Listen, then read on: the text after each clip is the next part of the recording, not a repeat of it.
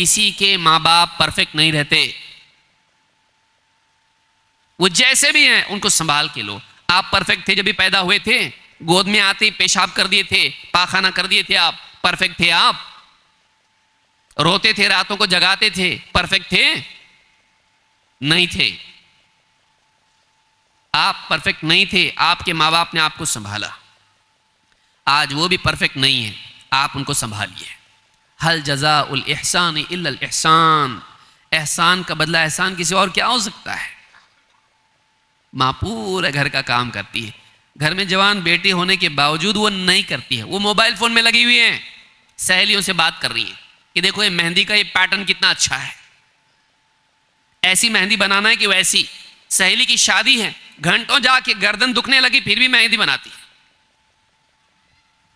लेकिन माँ अगर कोई काम करने के लिए कहे, मेरी तबीयत ठीक नहीं है, मैं पढ़ाई करके थक गई हूं, पढ़ पढ़ के मैं गर्दन दर्द हो रही है मेरी, वो किताब पढ़ के गर्दन दर्द नहीं हो रही है, वो मोबाइल फोन पढ़ के उसकी तिलावत करके गर्दन दर्द हो रही है।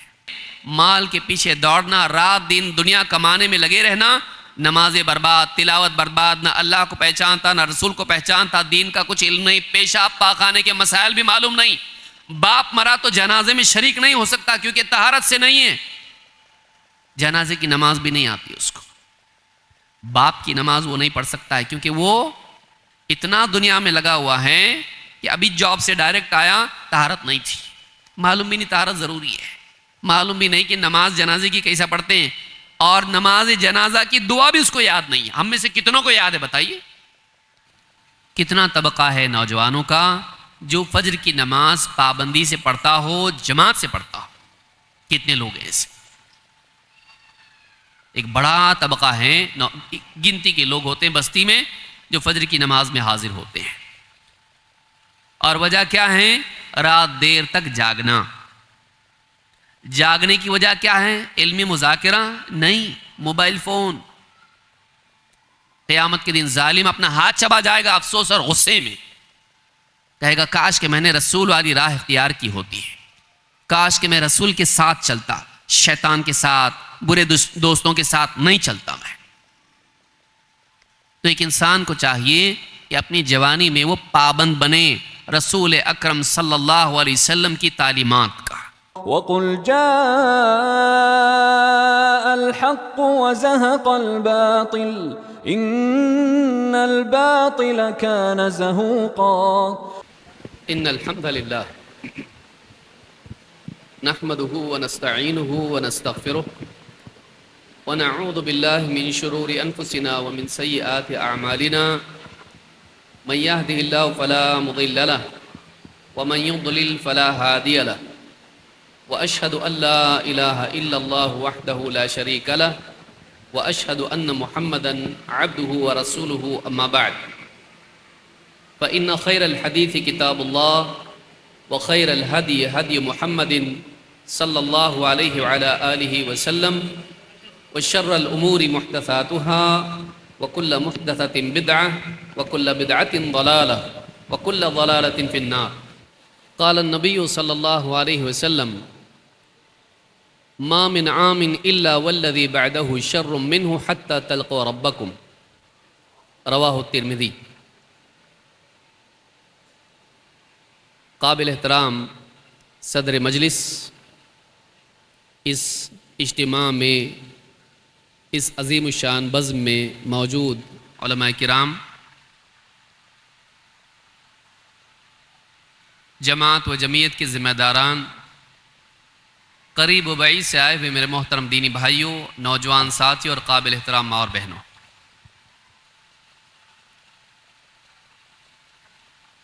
आज इस दीनी मजलिस में हम सब जमा हैं। अल्लाह रब्बुल आलमीन के फضल व करम से बारिश भी माशाअल्लाह हो रही है, और मुझे बताया गया है कि बारिश हो रही है कोई जा नहीं सकता है, लिहाजा आप तफसील से अपनी गुफ्तगू सामने रख सकते हैं। लेकिन मसला ये है कि बहुत से लोग खाना खा चुके हैं और मुझे मालूम हुआ है कि आज यहाँ बाज़ार का दिन होता है, लोग दिन भर के थके हारे होते हैं, जिसमें मर्द भी हैं और हमारी माएँ बहनें हैं, ख़वातीन हैं, और एक तकरीर हो चुकी है और बितफ़सील उसमें सारी बातें आपके सामने आ गई हैं जो ज़िंदगी के मकसद से मुतालिक हैं। उसके बाद फिर एक दूसरा खिताब बाज़ औक़ात बहुत थकाने वाला होता है। उम्मीद करता हूँ कि आप लोग इस गुफ्तगू को ध्यान और तवज्जो से सुनेंगे, और मैं कोशिश करूँगा कि बहुत तफसील की बजाय इख्तिसार से बातों को सामने रखूँ, ताकि ये सारी बातें जो उन्वान से मुतालिक हैं आपके जहन में महफूज रह सकें। अल्लाह के नबी सल्लल्लाहु अलैहि वसल्लम ने आने वाले दौर के बारे में बताया था कि हर आने वाला दौर फितनों के एतबार से पिछले दौर से ज़्यादा शर वाला होगा, यहाँ तक कि तुम अपने रब से जा मिलो, तुम्हें मौत आए।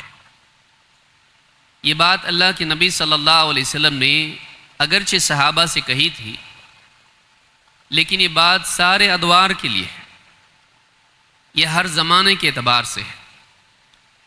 जहाँ सहाबा ने इसको महसूस किया, वहीं हर पीढ़ी, कौम का हर तबका उसको महसूस कर रहा है कि पिछले ज़माने के मुकाबले में आने वाला ज़माना, आने वाला दौर शर के एतबार से और ज़्यादा बढ़ा हुआ है।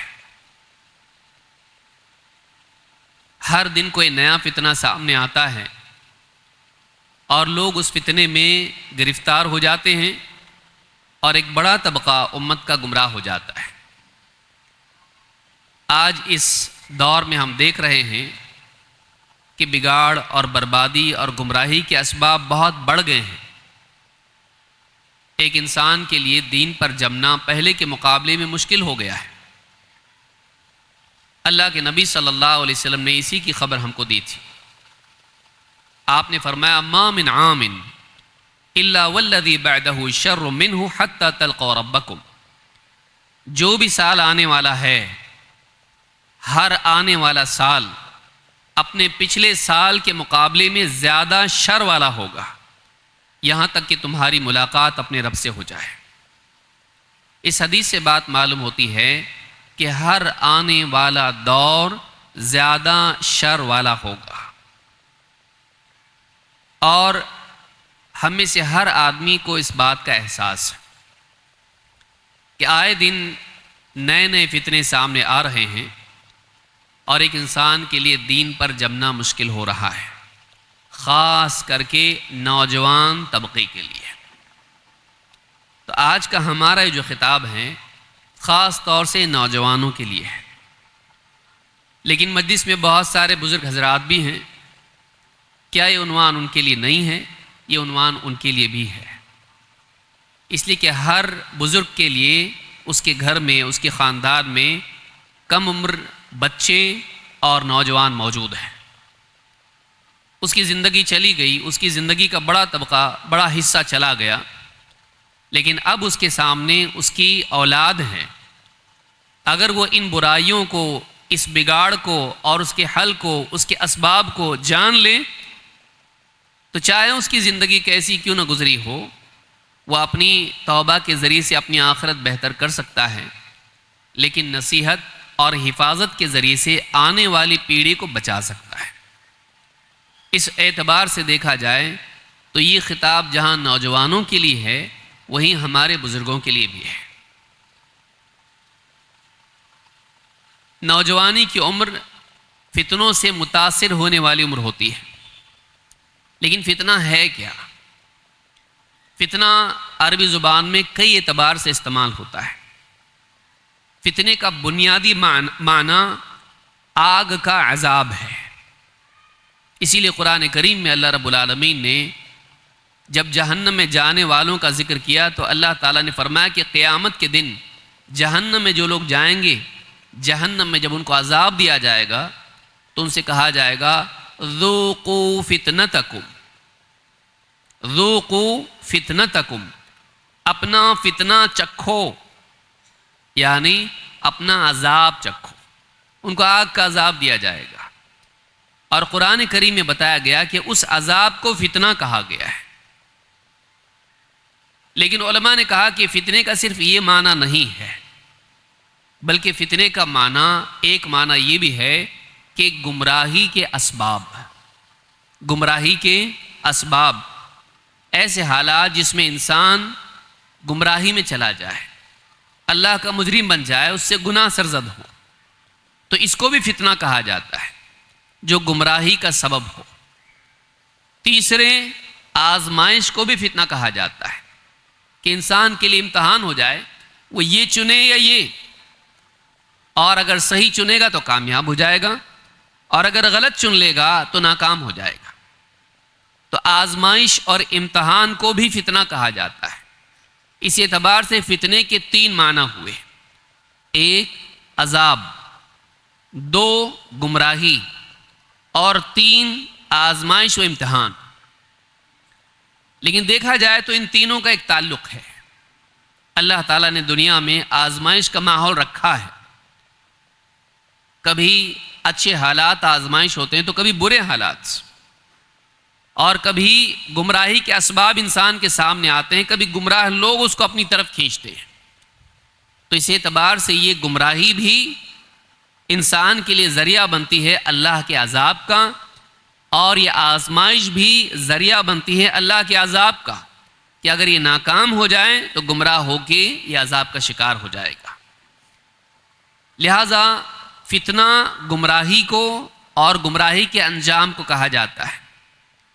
नौजवानों के लिए जवानी की उम्र में फितनों का बड़ा मसला रहता है कि वो फितनों में गिरफ्तार हो जाते हैं, फितनों में मुब्तला हो जाते हैं और गुमराह हो जाते हैं। और आज के दौर में हम नौजवानों को देखें तो बिगाड़ के एतबार से कई चीज़ें उनकी ज़िंदगी में दिखाई देती हैं। ज़रूरी नहीं कि एक की ज़िंदगी में सारी चीज़ें हों, लेकिन नौजवानों को अगर देखा जाए तो उनकी ज़िंदगी में मुख्तलिफ़ किस्म के बिगाड़ और बुराइयां दिखाई देती हैं। इन बिगाड़ की सूरतों का क्या मामला है, इनके असबाब क्या हैं और इसका इलाज क्या है, आज की गुफ्तगू में इसी बारे में हमको गुफ्तगू करनी है, इसी बारे में हमको तफसील देखनी है। जवानी की उम्र एक बहुत अहम उम्र है। अल्लाह ताला ने इंसान की ज़िंदगी को 3 बुनियादी तौर पर 3 मरहलों में तकसीम किया है: बचपन, जवानी, बुढ़ापा। बचपन में कमज़ोरी, बुढ़ापे में कमज़ोरी, जवानी में क़ुव्वत होती है। बचपन में अक्ल भी कमज़ोर होती है और जिस्म भी। जवानी में जिस्म मजबूत बनता है, लेकिन अक्ल अभी पूरी तरह से मजबूत नहीं बनी होती है। बुढ़ापे में अक्ल मजबूत हो जाती है और तजर्बा बढ़ जाता है, लेकिन जिस्म कमज़ोर हो जाता है। लिहाजा इस एतबार से बच्चे में शहवात नहीं होती हैं और बुढ़ापे में शहवतें कमज़ोर हो जाती हैं। लेकिन जवानी की उम्र ऐसी होती है जिसमें इंसान की शहवतें गालिब होती हैं, चाहतें होती हैं, ख्वाब होते हैं, लज्जतों की तलब होती है, राहत की तलब होती है। लिहाजा ये वो उम्र है जिसमें शैतान ज़्यादा कोशिश करता है कि नौजवानों को गुमराही की तरफ ले जाए, क्योंकि इस उम्र का बिगाड़ आने वाली ज़िंदगी को भी बर्बाद करता है। कितने लोगों को आपने देखा होगा कि जवानी में जो गलतियाँ की हैं उसकी सज़ा बुढ़ापे में भी मिलती है, कभी जिस्मानी एतबार से, कभी माली एतबार से, कभी इज़्ज़त के एतबार से। वो सोचते हैं कि काश के ऐसा मौका होता कि हम वापस जवानी में चले जाते और उन गलतियों को सही करके आते जो हमने जवानी में की थी। जवानी की गलतियां इंसान को ज़िंदगी भर सज़ा देती हैं। बहुत कम लोग होते हैं जिनकी गलतियों की भरपाई हो पाती है। लिहाजा नौजवानों को चाहिए कि इस उम्र का सही इस्तेमाल करें, इसको बर्बाद न करें। जवान बच्चे, जवान बच्चियाँ अपनी इस उम्र का ख़ास ख्याल रखें और अपने आप को ऐसा बनाएं कि उनका बुढ़ापा नदामत और शर्मिंदगी वाला ना हो। बुढ़ापे में कुछ काम नहीं होता, जिस्म सारा साथ छोड़ चुका होता है, आदमी बैठ के सोचता रहता है। कभी रात के 2 बजे उठ के बैठ जाता, कभी 3 बजे आंख खुल जाती है, नींद भी नहीं आती। बुढ़ापे में नींद भी नहीं आती है। अचानक कोई घर में उठ जाता है, देखता है बूढ़ा बैठा हुआ है पलंग के ऊपर अकेला, जमीन तक रहा है, कभी दीवार को, कभी अंधेरे में ही तक रहा है। क्या हुआ? बस नींद नहीं आ रही है। बुढ़ापे में अक्सर इंसान अपने माजी की गलतियों के बारे में सोच रहा होता है, क्योंकि सामने मौत के सिवा कुछ भी नहीं होता। बस अब अगला स्टेशन क्या है? कब्रिस्तान। अगला स्टेशन और कुछ नहीं है। सब देख लिया मैं जिंदगी में, सब कर लिया मैंने। अब जिस्म भी ऐसा है कि कुछ कर ही नहीं सकता मैं। अब आगे सिर्फ एक ही चीज है, मौत के फरिश्ते का इंतजार। और जो जिंदगी में जिस्मानी एतबार से परेशानियां हैं, बीमारियां, जिस्म बीमारियों का घोंसला बन गया है, जिस्म बीमारियों से मुतासिर है, इन तकलीफों में जीता रहता है। लेकिन इन तकलीफों के साथ साथ जब माजी की तरफ देखता है, अपनी यादों को देखता है, तो उसमें बहुत सारी गलतियां उसको दिखाई देती हैं और बहुत ज़्यादा उजागर होकर इसके सामने आती हैं। अफसोस करता रह जाता है कि काश मैंने ये गलती नहीं की होती, काश मैंने ऐसा किया होता, काश मैंने ऐसा नहीं किया होता। हम में से हर नौजवान सोचे कि जब वो जवानी की उम्र ख़त्म करके बुढ़ापे में जाएगा, तो क्या उस उम्र में जिस्मानी तकलीफ़ के साथ साथ उसको जहनी तकलीफ़ भी चाहिए या नहीं चाहिए? उसको सुकून की बजाय नदामत का तकिया चाहिए या सुकून की नींद चाहिए? जिस इंसान की जवानी अच्छी गुजरे, बुढ़ापा उसके लिए अल्लाह से उम्मीद बांधने का मकाम और वक्त होता है, क्योंकि माजी में उसने बहुत कुछ अच्छा किया है। अब अल्लाह से मुलाकात का वक्त है, अल्लाह के पास जाने का वक्त है। जब ज़िंदगी पलट के देखता है तो उसको सारी खैर के काम, नेकियां, तकवा, अल्लाह से ताल्लुक़, इबादत और खैर के काम दिखाई देते हैं। उनको देख के अल्लाह से और उम्मीद बनती है और अल्लाह से मुलाकात का शौक़ और बढ़ता है और अल्लाह ताला से मोहब्बत और बढ़ जाती है, क्योंकि रब रहीम, रब करीम से मुलाकात का वक्त है। अगर कोई इंसान चाहता है कि उसका बुढ़ापा राहत वाला हो, सुकून व चैन वाला हो, अल्लाह ताला की मोहब्बत से दिल के लबरेज होने का वक्त हो, अल्लाह से उम्मीद बांधने का वक्त हो, अफसोस, शर्मिंदगी, नदामत का वक्त ना हो, उसको चाहिए कि अपनी जवानी को सही करे। उसको चाहिए कि अपनी जवानी के अय्याम को सही करे, लापरवाही और गुमराही का शिकार ना हो। अल्लाह के नबी सल्लल्लाहु अलैहि वसल्लम ने क़यामत के सवालात में से एक सवाल जवानी का भी जिक्र किया है। अल्लाह के नबी सल्लल्लाहु अलैहि वसल्लम फरमाते हैं, ला तज़ूलु क़दमु इब्नि आदम यौमल क़ियामति मिन इंद रब्बिही हत्ता युसअल अन ख़म्स। इब्ने आदम के कदम क़यामत के दिन अपने रब के सामने से हट नहीं सकते जब तक कि वो 5 सवालों का जवाब ना दे दे, जब तक कि 5 सवालात उससे पूछ ना लिए जाएं। इस मजमे में जितने लोग बैठे हुए हैं, जवान हो या बूढ़ा, मर्द हो या औरत, क़यामत के दिन 5 सवालात उससे पूछे जाएंगे। वो 5 सवालात क्या हैं? और हमको सोचना है हमने उसकी तैयारी कितनी की है। अन उम्रिही फीमा अफना, अपनी उम्र के औकात, अपनी ज़िंदगी, अपनी उम्र किन कामों में खर्च की,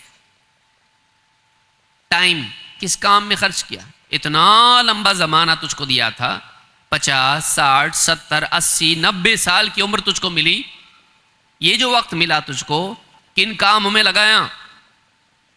वान शबाबिही फीमा अबला, अपनी जवानी की क़ुव्वतों को किन कामों में खर्च किया। व अम्मालिही मिन ऐन इक्तसबहु व फीमा अनफ़क़हु, माल कहाँ से कमाया और किन कामों में खर्च किया, हराम कमाया या हलाल, और अय्याशी में खर्च किया या अल्लाह की रिदा के मुताबिक। वमादा अमिल फीमा अलिम, और जो कुछ जानता था उस पर कितना अमल किया। तेरे मामूलात तेरी मालूमात के मुताबिक थे या नहीं? तेरा वे ऑफ लाइफ क्या था? कैसा जीता था तू? बहुत कुछ जानता था, अल्लाह का हुक्म जानता था, नबी की सुन्नतें जानता था, तेरी जिंदगी में अल्लाह का हुक्म और नबी का तरीका था या नहीं? या मनमानी में जीता था, या शैतान का गुलाम बन के जीता था, या नफ्स का गुलाम बन के जीता था? कैसे जीता था तू? तेरी जिंदगी इल्म के मुताबिक, तेरा जीना और जानना बराबर था कि नहीं था? तेरा जीना तेरे जानने के मुताबिक था या नहीं था? 5 सवाल हमसे पूछे जाएंगे। तैयारी है? और पूछेगा कौन? अल्लाह की तरफ से सवालात होंगे। मालूम है कि 4 चीज़ें हैं जो नेमत हैं, और इन नेमतों के बारे में पूछ होने वाली है। पहली नेमत टाइम, अपॉर्चुनिटी, जिंदगी बनाने का मौका, आखिरत बनाने का मौका, कामयाब होने के लिए वक्त, कुछ करने के लिए टाइम। टाइम तुझको मिला, फुर्सत मिली। 2 सेहत, जवानी, हेल्थ, सेहत तुझको मिली, कैसे इस्तेमाल किया अपनी सेहत को। 3 दौलत, माल, कैसे कमाया, कैसे खर्च किया, तेरी फाइनेंशियल लाइफ कैसे थी, नेकियों वाली, ताअत वाली, या मासियत वाली और हराम वाली। तेरा पैसे का मामला ज़िंदगी में कैसे था, और तेरी मालूमात, तेरा इल्म, और उसके मुताबिक तेरी ज़िंदगी उसके मुताबिक थी या नहीं थी। तेरा अमल, वक्त, सेहत, दौलत और मालूमात, इल्म, 4 नेमतें हैं। इनके मुताबिक तेरी ज़िंदगी कैसी थी, इनके मामले में तेरी ज़िंदगी कैसी थी। हम अपनी ज़िंदगी में देखें इन 4 चीज़ों का हमारा इस्तेमाल कैसा है। वक्त का इस्तेमाल, सेहत का इस्तेमाल, दौलत का इस्तेमाल और इल्म का इस्तेमाल। वक्त सबको मिलता है, सेहत सबको नहीं मिलती, उससे ज़्यादा दौलत सबको नहीं मिलती, और इल्म वाले तो और कम होते हैं। लेकिन हर आदमी से इन नेमतों के बारे में जिस दर्जे की नेमत उसको मिली है उससे पूछा जाएगा। हम में से कितनों ने इसकी तैयारी की है? जिसकी जवानी अभी बाकी है वो देख ले कि एक सवाल ये भी है कि जवानी की क़ुव्वतों को कैसे खर्च किया। आज के इस खिताब में, आज की इस गुफ्तगू में इसी उन्वान के तहत कुछ बातें हम देखेंगे। इससे पहले कि हम ये देखें कि इसका हल क्या है, मसला जानना ज़रूरी है, बिगाड़ को जानना ज़रूरी है। हमारा जवान कहाँ जा रहा है? जवान, नौजवान किसी भी कौम की रीढ़ की हड्डी होते हैं। बच्चे न समझ रखते हैं, न उनके पास क़ुव्वत होती है। बूढ़े बुजुर्ग, उनके पास समझ होती है लेकिन क़ुव्वत नहीं होती है। जवान के पास क़ुव्वत होती है लेकिन उसको समझ की ज़रूरत होती है। आधी समझ बच्चे से ज़्यादा होती है लेकिन बूढ़े से कम होती है। अगर ये जवान अपने बुज़ुर्गों के ताबे हो जाएं और अपनी सेहत को सही इस्तेमाल करें, बुज़ुर्गों का तजर्बा और अपनी सेहत और क़ुव्वत अगर ये दोनों जमा हो जाएं तो फिर वो कौम तरक्की करती है। लेकिन अगर ये जवान अपने बुज़ुर्गों के तजर्बे से आज़ाद हो जाएं, इल्म से आज़ाद हो जाएं और ख्वाहिशात के पीछे लग जाएं और अपनी सारी सलाहियतों को और क़ुव्वतों को नफ्स की तस्कीन में, अपने नफ्स की चाहतों के मुताबिक लगा दे, बर्बाद हो जाता हो। और आज हम देख रहे हैं कि एक बड़ा तबका उम्मत का इसी बर्बादी के रास्ते पर है। क्या बिगाड़ है हमारे नौजवानों में? हर नौजवान अपनी ज़िंदगी को इसके आईने में देखे, जो बातें भी बताई जाएंगी मेरे अंदर ये है कि नहीं है। जवान बच्चे, जवान बच्चियां दोनों देखें नंबर एक, इबादात में सुस्ती। अभी आपने तफसील से सुना भी, इसलिए मैं बहुत ज़्यादा तफसील से इस पर नहीं बोलूँगा। इबादात में सुस्ती।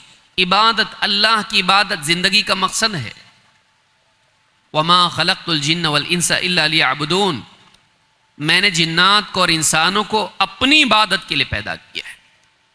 अल्लाह ताला ने एक इंसान को इसलिए पैदा किया है कि वो ज़िंदगी भर अल्लाह का बंदा बन के जिए और अल्लाह की इबादत में किसी को शरीक न करे, अल्लाह को अपना रब माने, अल्लाह को अपना माबूद तस्लीम करे, अल्लाह की रुबूबियत में, उसकी उलूहियत में, उसके अस्मा व सिफ़ात में किसी को शरीक न करे, वो अल्लाह का मकाम किसी और को ना दे। अल्लाह की इबादत, इन इबादात में सबसे अजीम शान इबादत नमाज है। नमाज के बारे में नौजवानों का क्या हाल है? और अभी आपने सुना फजर की नमाज। कितना तबका है नौजवानों का जो फजर की नमाज पाबंदी से पढ़ता हो, जमात से पढ़ता हो? कितने लोग हैं ऐसे? एक बड़ा तबका है, गिनती के लोग होते हैं बस्ती में जो फजर की नमाज में हाजिर होते हैं।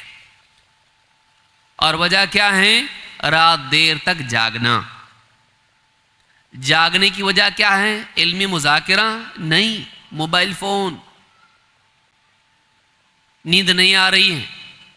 एक तो देर तक गपशप, दुनिया भर की सियासी बातें, हालात हाजिरा पर गुफ्तगू, और फिर उसके बाद जब बिस्तर पर जाएगा तो अपने आखिरी लम्हात सोने तक मोबाइल फ़ोन की नज़र। क्या पैगामात आए हैं। और फिर इतनी देर हो जाती, बाज़ औक़ात 2 से 3 बज जाते हैं और उसके बाद सो जाता, जब तक कि मजबूर ना हो जाए। कभी कभी मोबाइल फ़ोन मुंह पे भी गिर जाता। हाँ, देखते देखते नींद आ रही है, अब बस, अब मुझसे नहीं हो पाएगा।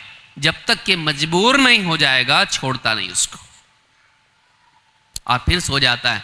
फिर जो सो जाता है तो उसको मुर्गा नहीं जगाता, उसको सूरज जगाता।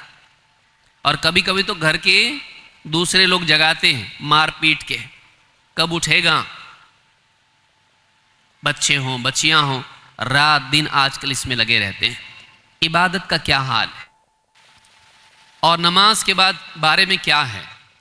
अल्लाह के नबी सल्लल्लाहु अलैहि वसल्लम फरमाते हैं, इन्ना बैनल अब्दी व बैनल कुफ्रि व शिर्क तर्कु सलाह। कोई मामूली बात है? इस एक हदीस को याद रखें। इमाम मुस्लिम ने इसको रिवायत किया है। बंदे के और शिर्क और कुफ्र के बीच में नमाज का छोड़ना है। बंदे के और शिर्क और कुफ्र के बीच में क्या है? नमाज का छोड़ना। इमाम नववी और दूसरे उलमा बताते हैं नमाज का छोड़ना का मतलब क्या है, यानी बीच में है का मतलब क्या है कि बंदे के बीच में और कुफ्र और शिर्क के बीच में नमाज छोड़ना है। कहते हैं जैसे दरिया होता है, नदी होती है, ये किनारा और वो किनारा, उन दोनों को जोड़ने वाला पुल होता है। उस पुल से गुजरकर इस किनारे वाला उस किनारे तक जाता है। यहाँ वाला वहाँ कैसे जाता है? पुल के ऊपर से जाता है, तो वो पुल उसको यहाँ वाले को वहाँ पहुँचाता है। वैसे ही नमाज का छोड़ना पुल है, वो एक मुसलमान को कुफ्र और शिर्क तक पहुँचाता है। जो आदमी नमाज छोड़ता है तो ऐसे आदमी को नमाज छोड़ने वाला अमल, नमाज के बारे में लापरवाही, एक पुल बनकर उसको यहाँ से, दोनों के बीच में दरिया है, दोनों के बीच में नदी है, यहाँ ईमान वाला है, वहाँ शिर्क और कुफ्र है, दोनों जमा कैसे हो सकते हैं? लेकिन इनको जमा करने वाला एक अमल है कि एक ईमान वाले को पकड़ के ले जाता है, उसके लिए रास्ता खोल देता है शिर्क और कुफ्र में जाने का।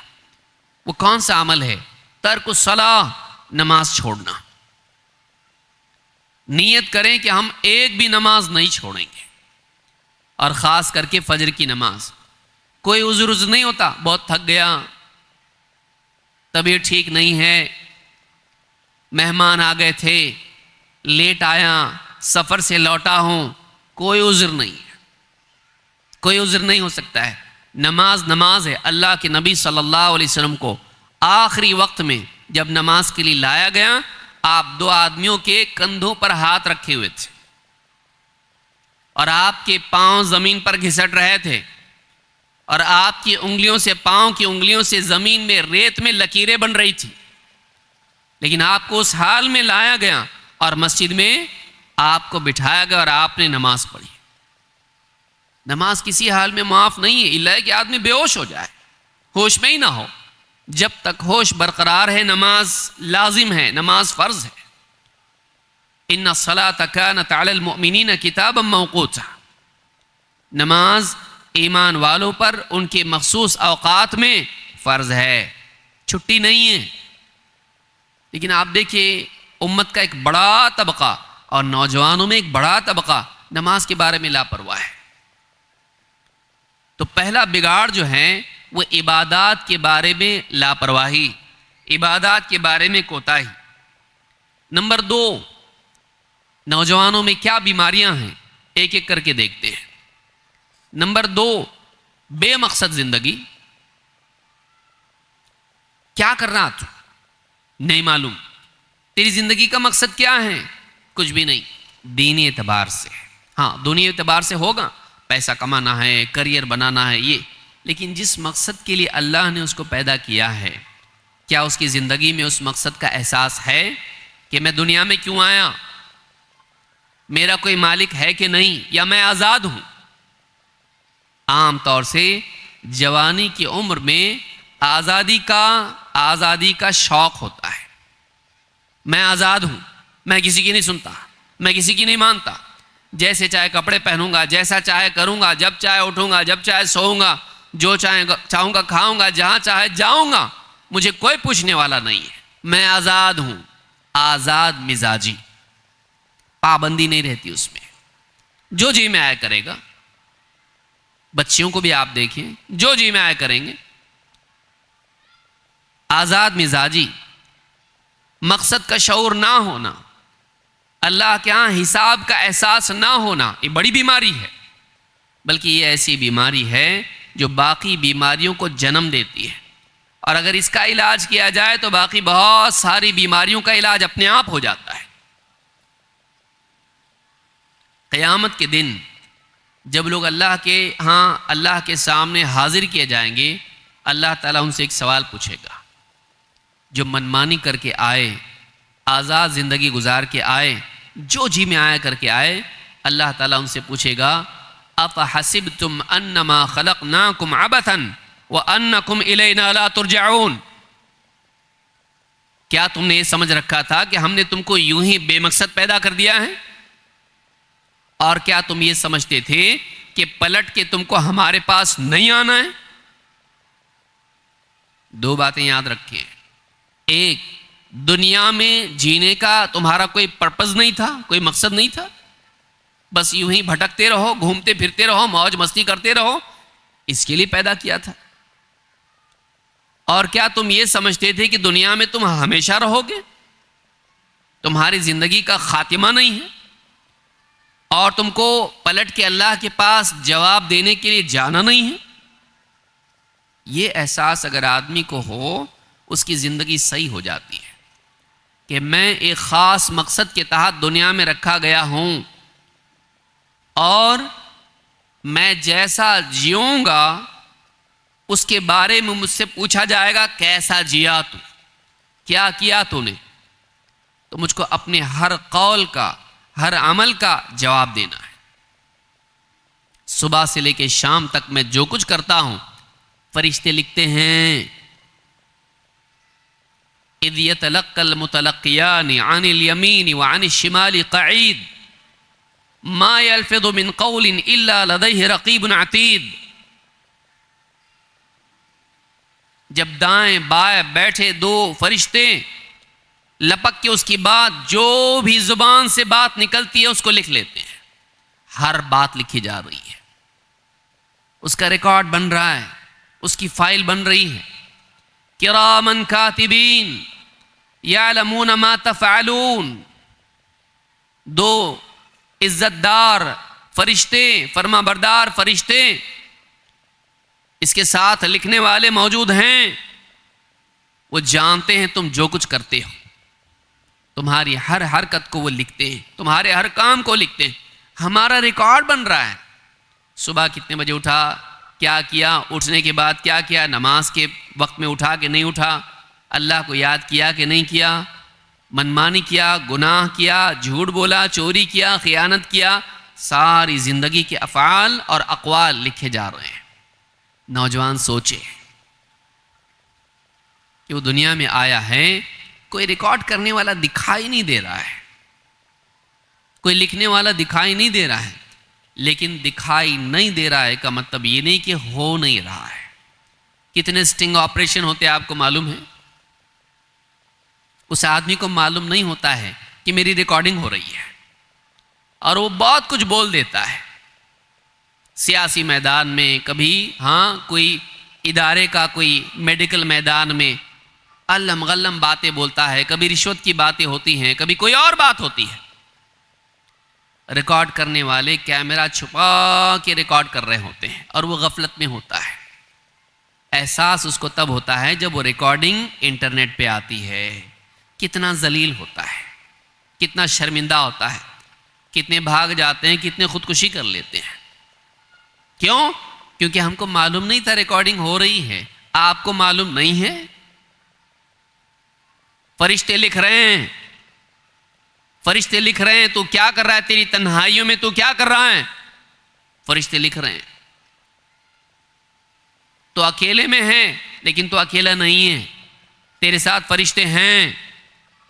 तो जो कुछ कह रहा है, फोन पे किसी से बात कर रहा है, लड़का है, लड़की है, फरिश्ते तेरे अल्फाज को लिख रहे हैं। जो टाइप कर रहा है लिख रहे हैं, जो हरकतें कर रहा है लिख रहे हैं।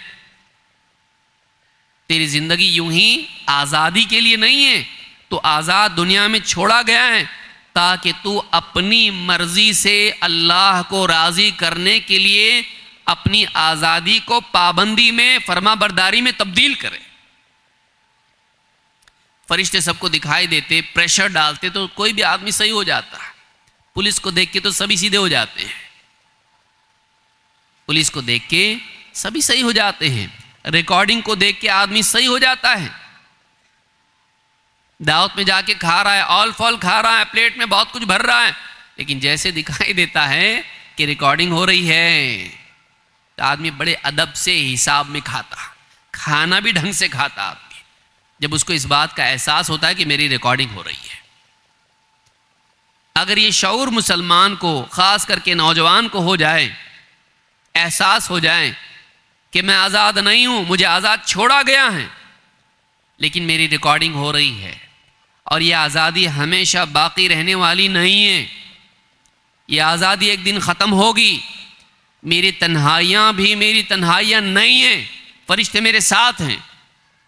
मेरी तन्हाइयों में भी जो कुछ करता हूँ, मैं सबसे छुपा हुआ नहीं हूँ, मैं सबसे छुपा हुआ हूँ, मैं रब से छुपा हुआ नहीं।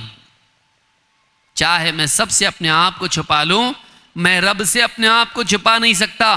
क़यामत के दिन इस आज़ादी का जवाब देना पड़ेगा। अपनी आज़ादी को कैसे इस्तेमाल किया, मजबूरन पाबंद बना या अल्लाह के लिए अपनी मर्जी से पाबंद बना। ये जो बिगाड़ है, क़यामत के दिन इसका हिसाब होगा। क्या समझा था तुमने? ऐसी पैदा कर दिया तुमको। ये सारी सलाहियतें सुनने, देखने, सोचने, समझने, चलने फिरने, बोलने और काम करने की सारी सलाहियतें तुमको दी। क्यों दी थी? कोई नवाब साहब थे तुम? क्यों दिया था अल्लाह ने?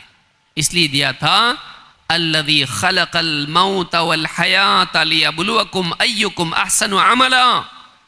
जिसने मौत और जिंदगी को पैदा किया ताकि तुमको आजमाएं कि तुम में कौन अमल में ज्यादा अच्छा है। अमल के लिए दिया था सब कुछ। अच्छे अमल करके आ, अच्छे अमल करके आ, कुछ भी करके मत आ, अच्छा करके आ।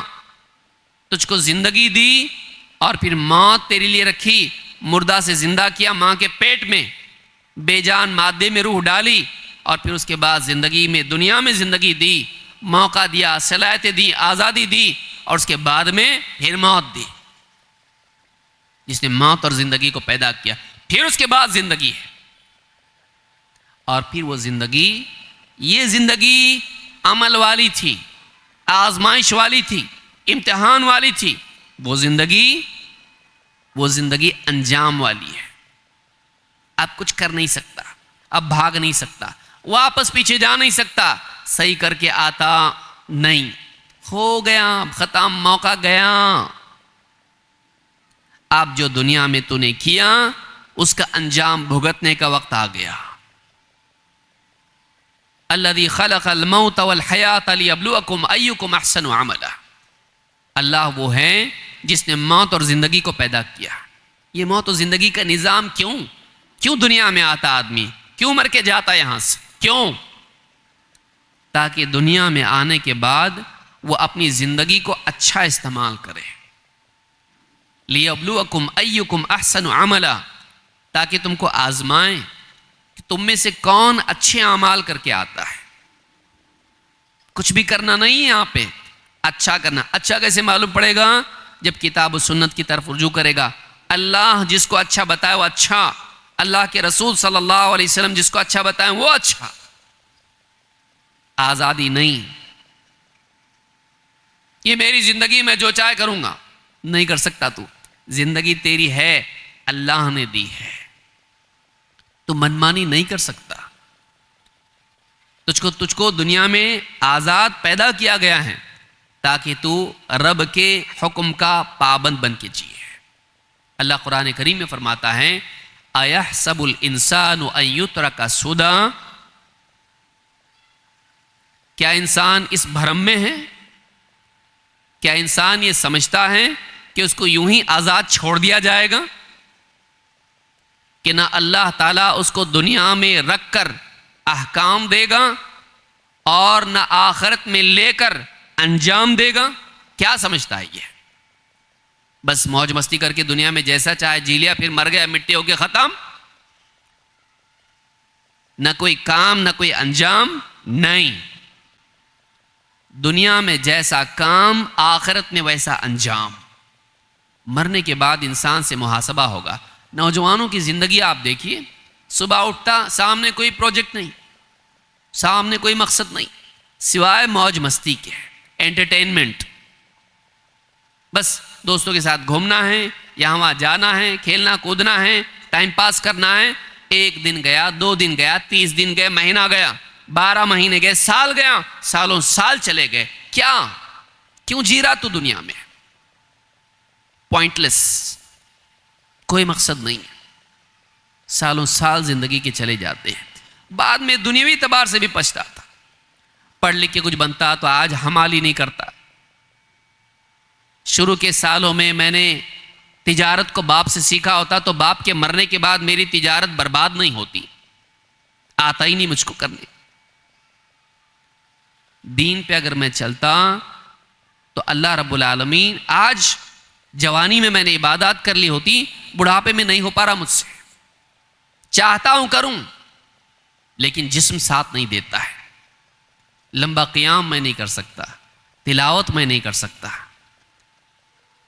मैं दीन की दावत नहीं दे सकता, मैं ज़्यादा पढ़ नहीं सकता, आंखें साथ नहीं देती हैं, तिलावत नहीं कर सकता, हलक सूख जाता है।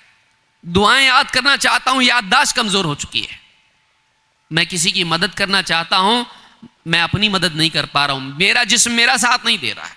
क्या करूं? मैं नेकियां कमाना चाहता हूं, लेकिन ज़िंदगी थोड़ी रह गई है, टाइम नहीं है, जिस्म की सलाहियत नहीं है, बुढ़ापे में पछताता है। जवानी में सारा वक्त अफसोस करता है, क़यामत के दिन हाथ चबा जाएगा काफिर। व यौम यअद्दु ज़ालिमु अला यदैहि यक़ूलु या लैतनी इत्तख़ज़्तु मअर रसूलि सबीला। क़यामत के दिन जालिम अपना हाथ चबा जाएगा अफसोस और गुस्से में, कहेगा काश कि मैंने रसूल वाली राह इख्तियार की होती है, काश कि मैं रसूल के साथ चलता, शैतान के साथ, बुरे दोस्तों के साथ नहीं चलता मैं। तो एक इंसान को चाहिए कि अपनी जवानी में वो पाबंद बने रसूल अकरम सल्लल्लाहु अलैहि वसल्लम की तालीमात का। यूरोप का फ़लसफ़ा, अमेरिका, इंग्लैंड, ऑस्ट्रेलिया, न्यूजीलैंड, इनके तौर तरीक़े अपनाएगा कि वो आज़ाद जीते तो मैं भी आज़ाद जीऊँगा, कोई मेरी पाबंदी नहीं है, कोई मेरे लिए तौर तरीक़ा नहीं है, कुछ मेरे लिए नहीं है, ज़िंदगी का मकसद भी नहीं है, बस दुनिया है, दुनिया में खाओ पियो मौज मस्ती करो। नहीं, हमको अल्लाह ने एक मकसद के लिए पैदा किया है, उस मकसद को जानना और उस मकसद के मुताबिक जीना ये कामयाबी के लिए ज़रूरी है। नंबर 3, नौजवानों की ज़िंदगी में बहुत ज़्यादा जो चीज़ देखने मिलती है, जो बुराई है, माँ बाप के साथ बदतमीज़ी है। माँ बाप के साथ बदतमीज़ी है। क्यों? जब ये जवान होता तो माँ बाप बूढ़े हो जाते हैं।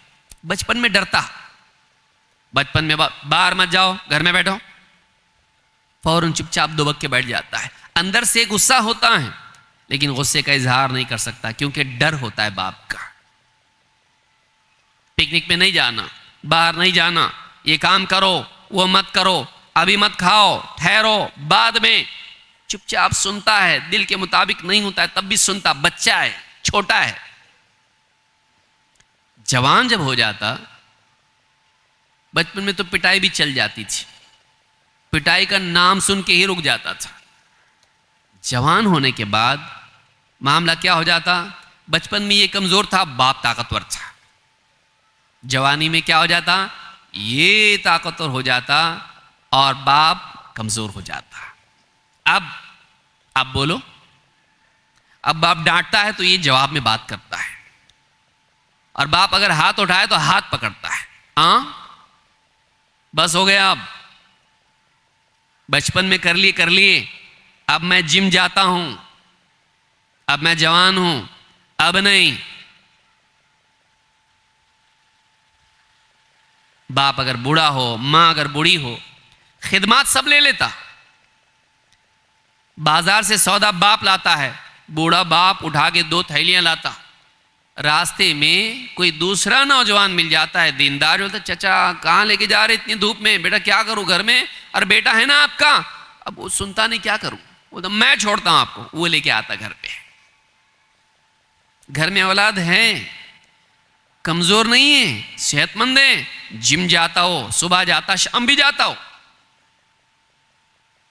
लेकिन वो वजन उठाता है पैसे दे के, लेकिन वो बाप के हाथों से बोझ और तकलीफ उठा के खुद घर तक नहीं लाता, जबकि खाने वाला वही है, खाता अनाज वही है, लेकिन लाता नहीं है, घर के कामों में हाथ नहीं बटाता है।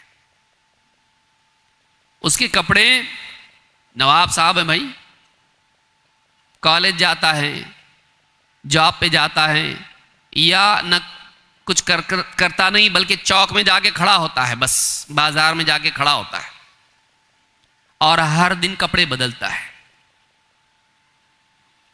मां उसके कपड़े धोती है, मां कपड़े धोती है उसके। वो ये नहीं देखता है कि कपड़े धोने की वजह से मां के हाथों में जख्म आया है। वो ये देखता है कि कपड़े धोए गए लेकिन वैसे नहीं धोए गए जैसे धोने चाहिए थे। उसको कपड़े का दाग दिखाई देता है कि ये रह गया, लेकिन मां के हाथों का छाला दिखाई नहीं देता उसको। उसकी मर्जी के मुताबिक खाना न बने, शिकायत करता, क्या खाना बनाते हैं, हम होटलों में खाते हैं, देखो कितना अच्छा बनाते, घरों में कोई खाना है? ये नहीं देखता है कि मां ने बीमारी के बावजूद खाना बनाया है।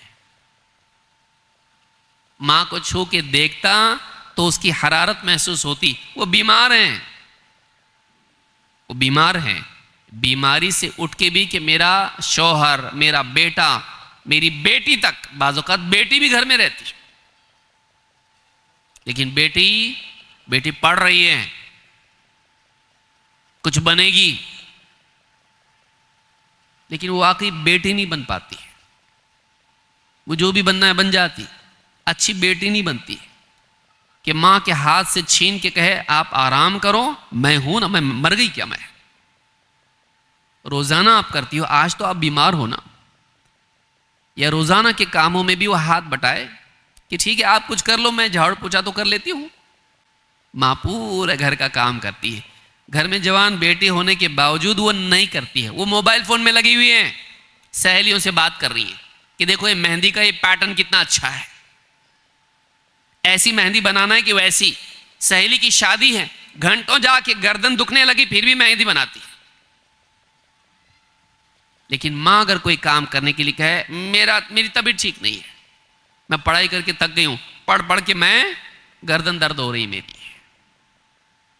वो किताब पढ़ के गर्दन दर्द नहीं हो रही है, वो मोबाइल फोन पढ़ के उसकी तिलावत करके गर्दन दर्द हो रही है। हमारे नौजवानों का ये हाल है कि वो सब के हैं, न रब के हैं न घर वालों के। घर वालों के नहीं हुआ, घर वालों के नहीं है, क्या फायदा ऐसी जवानी का जो सारे गांव का खादिम हो लेकिन घर वालों के लिए बादशाह और घर वालों के लिए मालिक हो। हदीस में क्या आया है, अल्लाह के नबी सल्लल्लाहु अलैहि वसल्लम ने क़ियामत की अलामात बयान की हदीस जिब्रील में। फरमाया कि जब बांदी अपनी मालकिन को जन्म दे, अंतलिदल अमत रब्बतहा, एक रिवायत में अंतलिदल अमत रब्बहा, कि जब बांदी के पेट से उसका मालिक जन्म ले, उसकी मालकिन जन्म ले। इब्न हजर रहमतुल्लाह फरमाते हैं मतलब यह है बाद के दौर में औलाद ऐसे माँ बाप के साथ सलूक करेगी जैसे मालिक अपने गुलाम के साथ करता है। हाँ, दौर आ गया, देखिए काम सब करा के ले लेंगे जैसे खादिम से कराते हैं, लेकिन खिदमत करने के लिए कभी तैयार नहीं है। बाप मेहनत करता है, कभी पांव नहीं दबाएगा, बल्कि बाप अगर मेहनत कर कर कर के अगर बीमार पड़ जाए और रात भर खांसता हो और रात में ये अपना व्लॉग्स बनाता हो, फ्रेंड्स गाइस वीडियो बनाता है, बाप की खांसी अगर उसमें आ रही है तो बाप बोलता 5 मिनट तो बैठो, 5 मिनट कभी भी रील बनाने नहीं दे रहे मुझको। लेकिन उठ के बाप को पानी नहीं देता कि बाप खांस रहा है, बाप को तकलीफ होती है और उठता है तो चक्कर आता है, बुढ़ापा है, उठ के खिदमत नहीं करता है। खिदमत क्या करेगा भाई, हमदर्दी की बात तक नहीं करता है, हमदर्दी की बात नहीं करता है। तू कुछ मत कर, कम से कम ऐसे जुमले तो मत बोल कि जो दिल में छुरी की तरह घोंपे जाएं, अच्छी बात कर। और अगर कमाने लगे तो बाप अगर डांट दे और माँ बाप की तमन्नाओं के मुताबिक इसकी ज़िंदगी ना हो और माँ बाप करें बेटा इस दिन के लिए पाल पोस के बड़ा किया तुझको हमने तेरे लिए कितनी कुर्बानियाँ दी। माँ बाप अपना दुखड़ा उसके सामने जब रखते हैं तो क्या कहता है, जो किया ना बार बार गिनाते मत जाओ, पूरा हिसाब बताओ, मैं पूरा हिसाब एक दिन में दे देता, लेकिन बार बार बोला मत करो। वो अपने दिल का बोझ हल्का करने के लिए बोलते हैं बेटा हमने तेरे लिए बहुत कुछ किया है, इसको बर्दाश्त नहीं होता, मैं किसी का एहसान नहीं लेता। तेरी फालियां बदले हो, नंगा पैदा हुआ था तू, रोते रोते पैदा हुआ था, माँ ने अपने सीने से लगाया था तुझको, बाप तेरे लिए दौड़ धूप करता था, खर्चा बढ़ गया है, दवाखाने का खर्चा है, ओवर टाइम करता था, लोगों से कर्जे लिए थे, जूतियां घिस घिस के कर्जे फेड़े थे, भूल गया अब पैसे दे रहा है, कुर्बानी दे। उन्होंने कुर्बानी दी, तू कुर्बानी दे। उन्होंने मेहनत की, तुम मेहनत कर। उन्होंने तेरे लिए किया तो उनके लिए कर, पैसे दे के छुड़ा नहीं सकता अपने आप को। सोचिए, बड़ा मसला यह है क्योंकि क़यामत की अलामत हदीस जिब्रील में बताई गई है। अंतलिदल अमत रब्बतहा या रब्बहा, बांदी अपनी मालकिन को या मालिक को जन्म देगी। ये रिश्ता उल्टा हो जाएगा। औलाद ऐसी होनी चाहिए माँ वालिदैन के सामने कि जैसे वो मालिक है ये गुलाम, लेकिन मामला उल्टा हो जाएगा कि वालिदैन गुलाम बन जाएंगे और औलाद मालिक हो जाएगी। बिगाड़ ये, इसकी इस्लाह होना बहुत ज़रूरी है, इसकी इस्लाह। और बाज़ औक़ात तो जब निकाह हो जाता है और घर में बूढ़े होते हैं और घर में बच्चे भी आ जाते हैं, पोते आ जाते। अब ये माँ बाप के साथ जैसा सुलूक करता बच्चे देखते हैं, याद रखिए इसको। वो बच्चे देख रहे होते हैं मेरे बाप ने अपने बाप के साथ क्या किया। वो रिकॉर्डिंग उनकी ऑन होती है, कभी बंद नहीं होती। वो देखते हैं मेरे बाप ने अपने बाप के साथ क्या किया। जब वो बड़े हो जाते हैं वो भी अपने बाप के साथ वही करते हैं जो उनके बाप ने अपने बाप के साथ किया था। क्यों? क्योंकि तरबियत बचपन से मिली है, तरबियत दी नहीं है, उन्होंने अपने आप रिकॉर्ड किया उसको।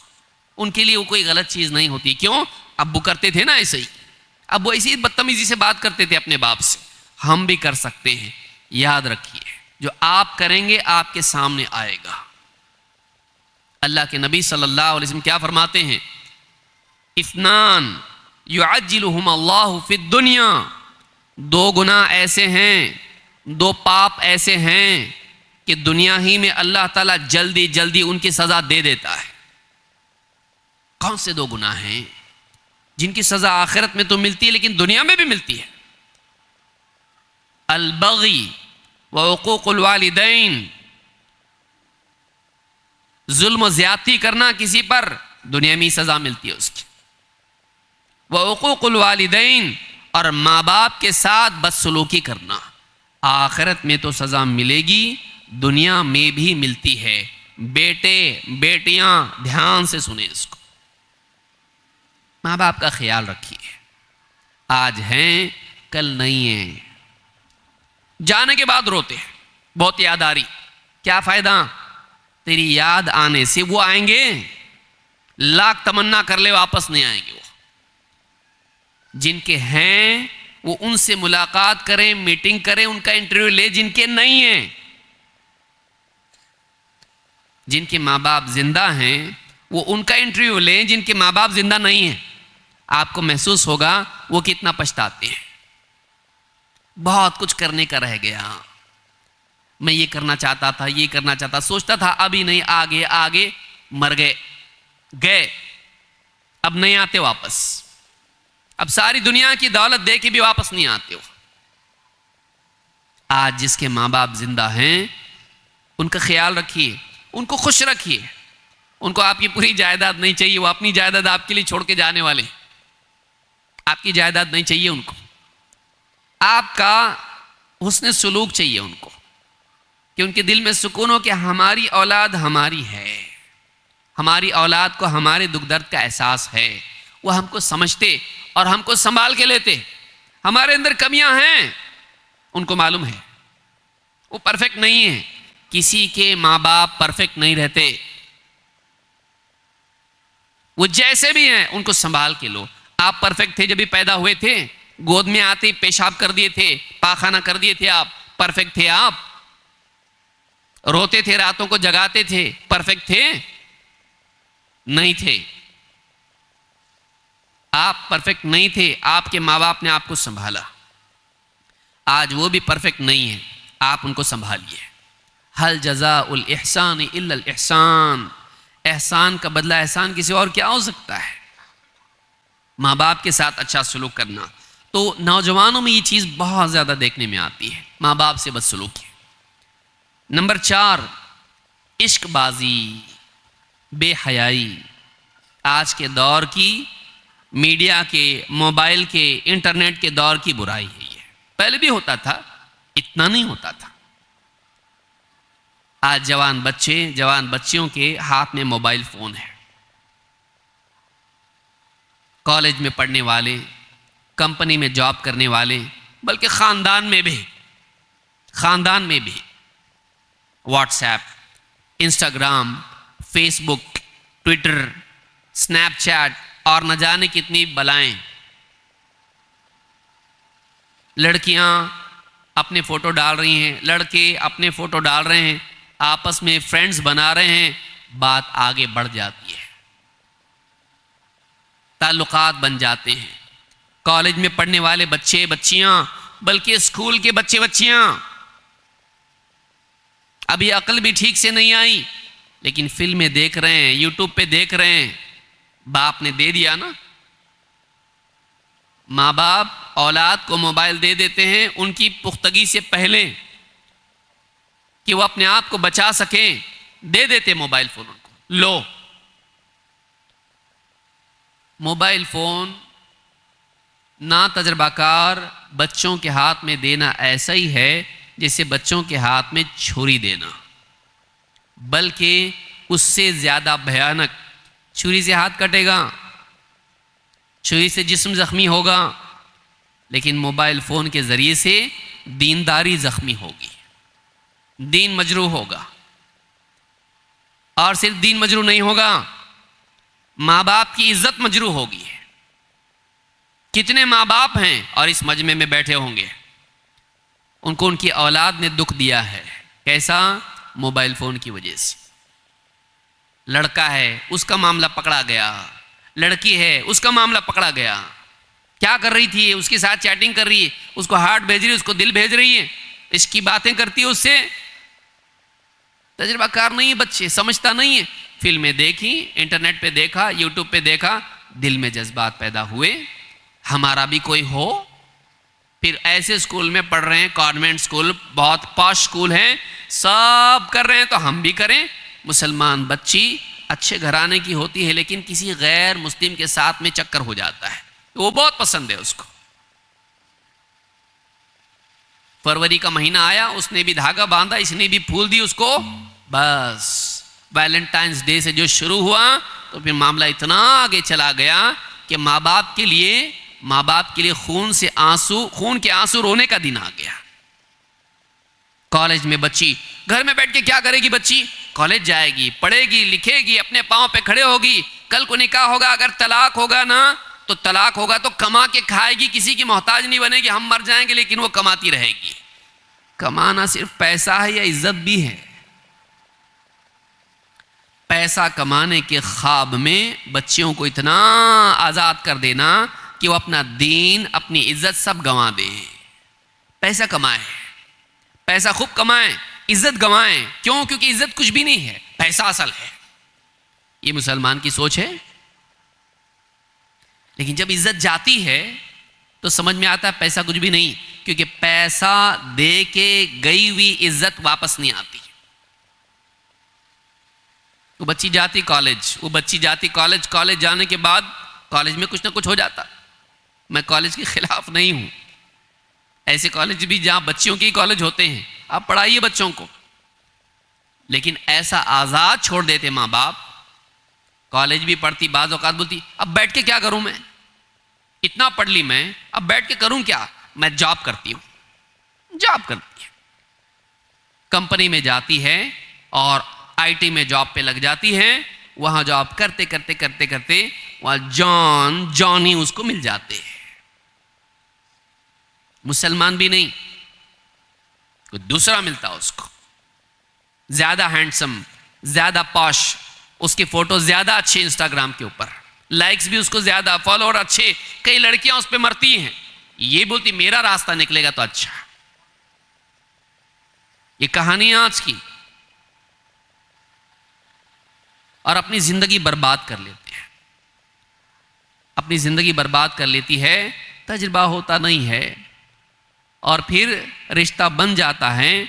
और बाज़ औक़ात ऐसी नौबत आती है, और मैं नहीं समझता इस मजमे में कोई बैठा होगा जिसको ये मालूम नहीं है।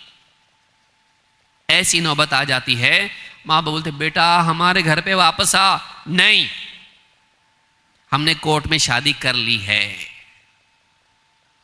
अब हम बीवी शौहर हैं, मेरी उम्र बड़ी हो गई है, मैं कानूनी उम्र पार कर चुकी हूँ, मैं माइनर नहीं हूँ, अब मैं नहीं आऊँगी। बेटी तेरे लिए हमने सब कुछ किया, तो हमको छोड़ के जा रही? हाँ, मुझे वो बहुत पसंद है, और आप खुश रहो, मेरी खुशी में आप खुश रहो।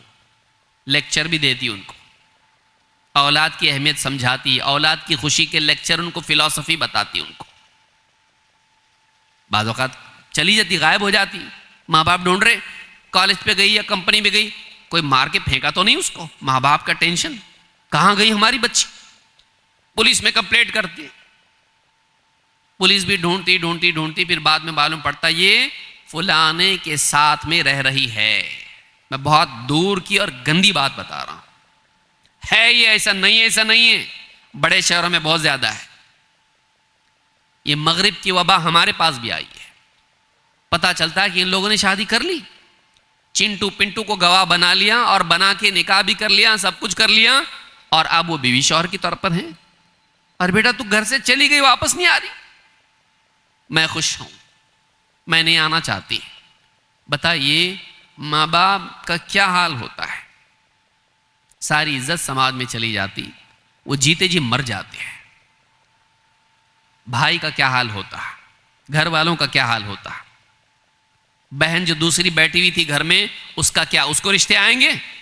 जो बच्चियां इस तरह का कदम उठाती हैं, वो ये सोचें कि कितनों के दिलों में खंजर भोंक के वो अपनी जिंदगी का किला और महल तामीर करती हैं, कितनों की जिंदगी खंडर बना के वो अपने ख्वाबों का महल तामीर करती हैं। सोचिए कि मेरे पीछे कितनी जिंदगियां, मेरी खुशी, मेरी चाहत, तेरे पीछे कितनों की जिंदगी बर्बाद हो रही। तो सोची, सोच सोच। नहीं मेरी भी तो जिंदगी है। हाँ तेरी अपनी जिंदगी, तेरी अकेली जिंदगी, बाकी लोगों की जिंदगी उनकी बर्बाद करके तू जाएगी। नौजवानों को आप देखिए, एक लड़का है तो कई लड़कियों से अफेयर किया हुआ है, पड़ोस में अलग, खानदान में अलग, कॉलेज में अलग, फुला जगह अलग। बेहयाई की एक हद है। निकाह में देरी, बेवजह की देरी। या माशर शबाब मन इस्तता मिनकुमुल बाअत फलियतज़व्वज फ़इन्नहु अग़द्दु लिलबसर व अहसनु लिलफ़र्ज। क्या फरमाया था हमारे नबी सल्लल्लाहु अलैहि वसल्लम ने, ए नौजवानों, तुम में से जो निकाह की इस्तिताअत रखता है वो निकाह कर ले, इसलिए कि निकाह निगाह को झुका देता है और शर्मगाह की हिफाजत का जरिया है। जिना से हिफाजत है, निगाह भी नीचे हो जाती। लेकिन हमारा समाज क्या है, हमारे समाज में निकाह को टाइम, अभी टाइम है, अभी टाइम है, अभी पढ़ रहा है, पढ़ रहा है, पढ़ रही है, पाँव पे खड़ा हो, पाँव पे खड़ी हो जाए, पाँव पे खड़ी हो जाए, वो परों पे उड़ने लग जाती। आपके हाथ में नहीं आती हो, ये भी आपके हाथ में नहीं आता। मिलिए आपकी बहू से, लेके आ जाता हो, और नहीं आया तो बाहर के बाहर ही बहू रहती हो। सोचिए, नौजवान अपनी जिंदगी को बर्बाद ना करें, अपनी जिंदगी को बर्बाद ना करें। बच्चियां, खास तौर से मैं कहूंगा, हमारी बच्चियां कौम का बहुत बड़ा सरमाया हैं, कौम की इज्जत है, वो घर की इज्जत है। अपनी घर की इज्जत को बर्बाद ना करें।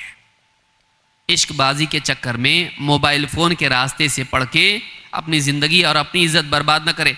बहुत सारी बच्चियां जो किसी न किसी के साथ भाग के जाती हैं, 1 साल में बच्चा हो जाता और फिर असली ज़िंदगी सामने आ जाती। उसके बाद वो उसको लाके वापस छोड़ के चला जाता, बस जी भर गया मेरा। अब माँ बाप को संभालना पड़ता उसको, तब आँख खुल जाती है। और इससे बुरी सूरतें और ज़्यादा मैं बताना नहीं चाहता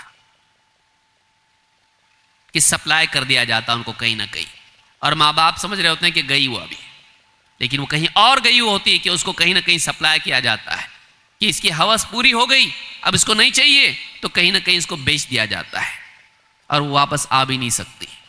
जान का खतरा होता है, ऐसी जगह कैद होती कि वहाँ से निकल नहीं सकती।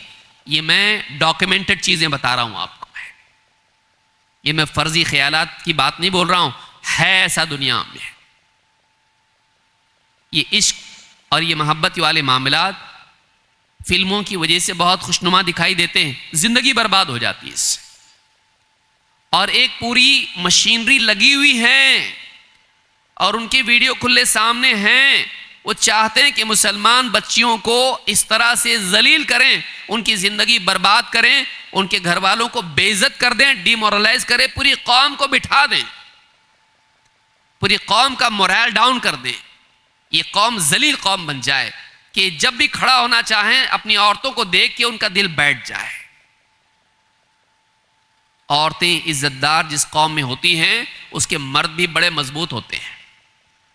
लेकिन जिस कौम की औरतों की इज्जतें पामाल हो जाएं, उसके मर्द बेगैरत होते हैं और वो कोई बड़ा काम नहीं कर सकते, वो अंदर से टूटे हुए होते हैं। हमारी जवान बच्चियां ये ना सोचे कि हम अपने लिए सोच रही हैं, पूरी कौम की मजबूती हैं, वो हमारी इज्जत है, वो पूरी कौम की इज्जत है।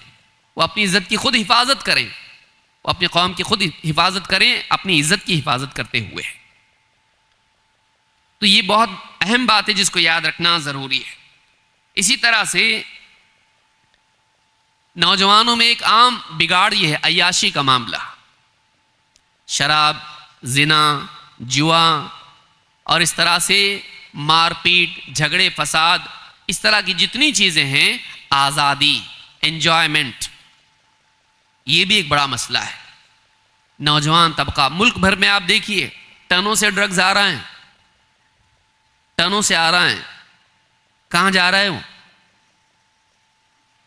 कितने न्यूज़ में खुद पुलिस परेशान है, पुलिस परेशान है। पुलिस में अच्छे बुरे दोनों होते हैं, लेकिन पुलिस परेशान है कि ड्रग्स का मामला इतना बढ़ता चला जा रहा है कि समाज के लिए वो दीमक बन गया है। आए दिन एक नया ड्रग आता है, नौजवान नस्ल पूरी तबाह हो रही है। सिर्फ मुसलमान नहीं, दूसरी कौमों का भी ये हाल है। और पुलिस के लिए मसला है ये, समाज के लिए मसला। देखिए, कौम में पहले गुंडे हुआ करते थे। कौम का एक दादा होता था, मुंबई की तरफ उसको भाई बोलते हैं, वो कौम का गुंडा होता था। वो बाजार में निकला तो सब डर जाते थे, वो कुछ बोले तो लोग सुनते थे। लेकिन वो भी जो होता था, उसको भी कुछ करने से पहले 10 बार सोचना पड़ता था। वो भी अच्छा बुरा नतायज सोच के करता था, क्योंकि वो भी कुछ होता था, उसको भी कई लोगों को जवाब देना होता था। उसका एक अपना कायदा और कानून भी हुआ करता था। आज जो ड्रग एडिक्शन आया है, उसका कोई कायदा कानून नहीं है। कभी भी दिमाग खराब हो सकता हो, किसी को भी घोंप सकता हो, माँ बाप को भी मार सकता हो। ये ऐसा गुंडा है जिसके पास सोचने की सलाहियत नहीं है। ये कितना भयानक गुंडा है, आप देखिए। ये ऐसा खतरनाक इंसान है जो अपनी औलाद को कत्ल कर सकता है, अपनी बीवी को बेच सकता है, अपने माँ बाप का कत्ल कर सकता है, अपने पड़ोसियों को मार सकता है, जो अपने जिस्म के आज़ा बेच सकता है। बताइए, ड्रग एडिक्शन, शराब, ड्रग्स, जुआ एक मसला है। तंगी की वजह से परेशान होकर पैसा लगाओ, एंड्रॉयड का एप्लीकेशन डाउनलोड किया, फ्री है। वो फ्री नहीं है, दुनिया में कोई चीज़ फ्री नहीं है, आपको कुछ ना कुछ कीमत उसकी देनी पड़ती है।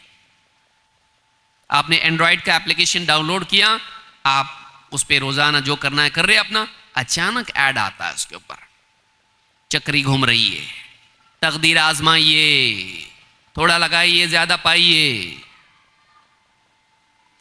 अब हालात बिगड़े हुए हैं, बाप रिटायर होने के करीब है, बेटी बहन उसका निकाह होना बाकी है, मुझे जॉब नहीं मिल रहा है।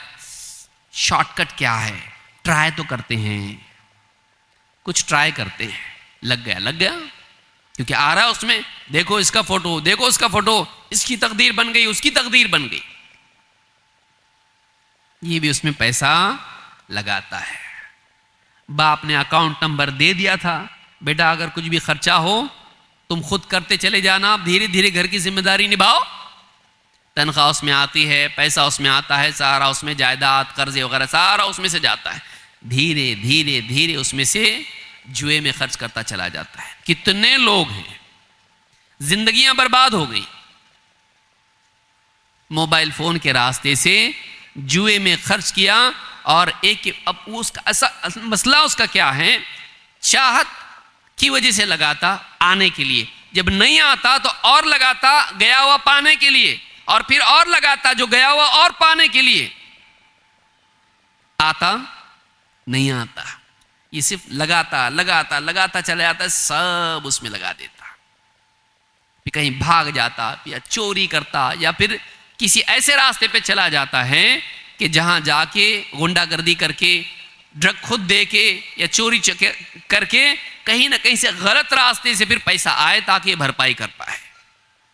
और जब गलत रास्ते पे जाता है तो बहुत दूर निकल जाता है, पूरा करियर ख़राब, पढ़ाई ख़राब, जॉब का कुछ नहीं, गुंडों के हाथों में लग जाता हो, गलत ज़िंदगी में एक अंधेरी वाली ज़िंदगी जीना शुरू करता है।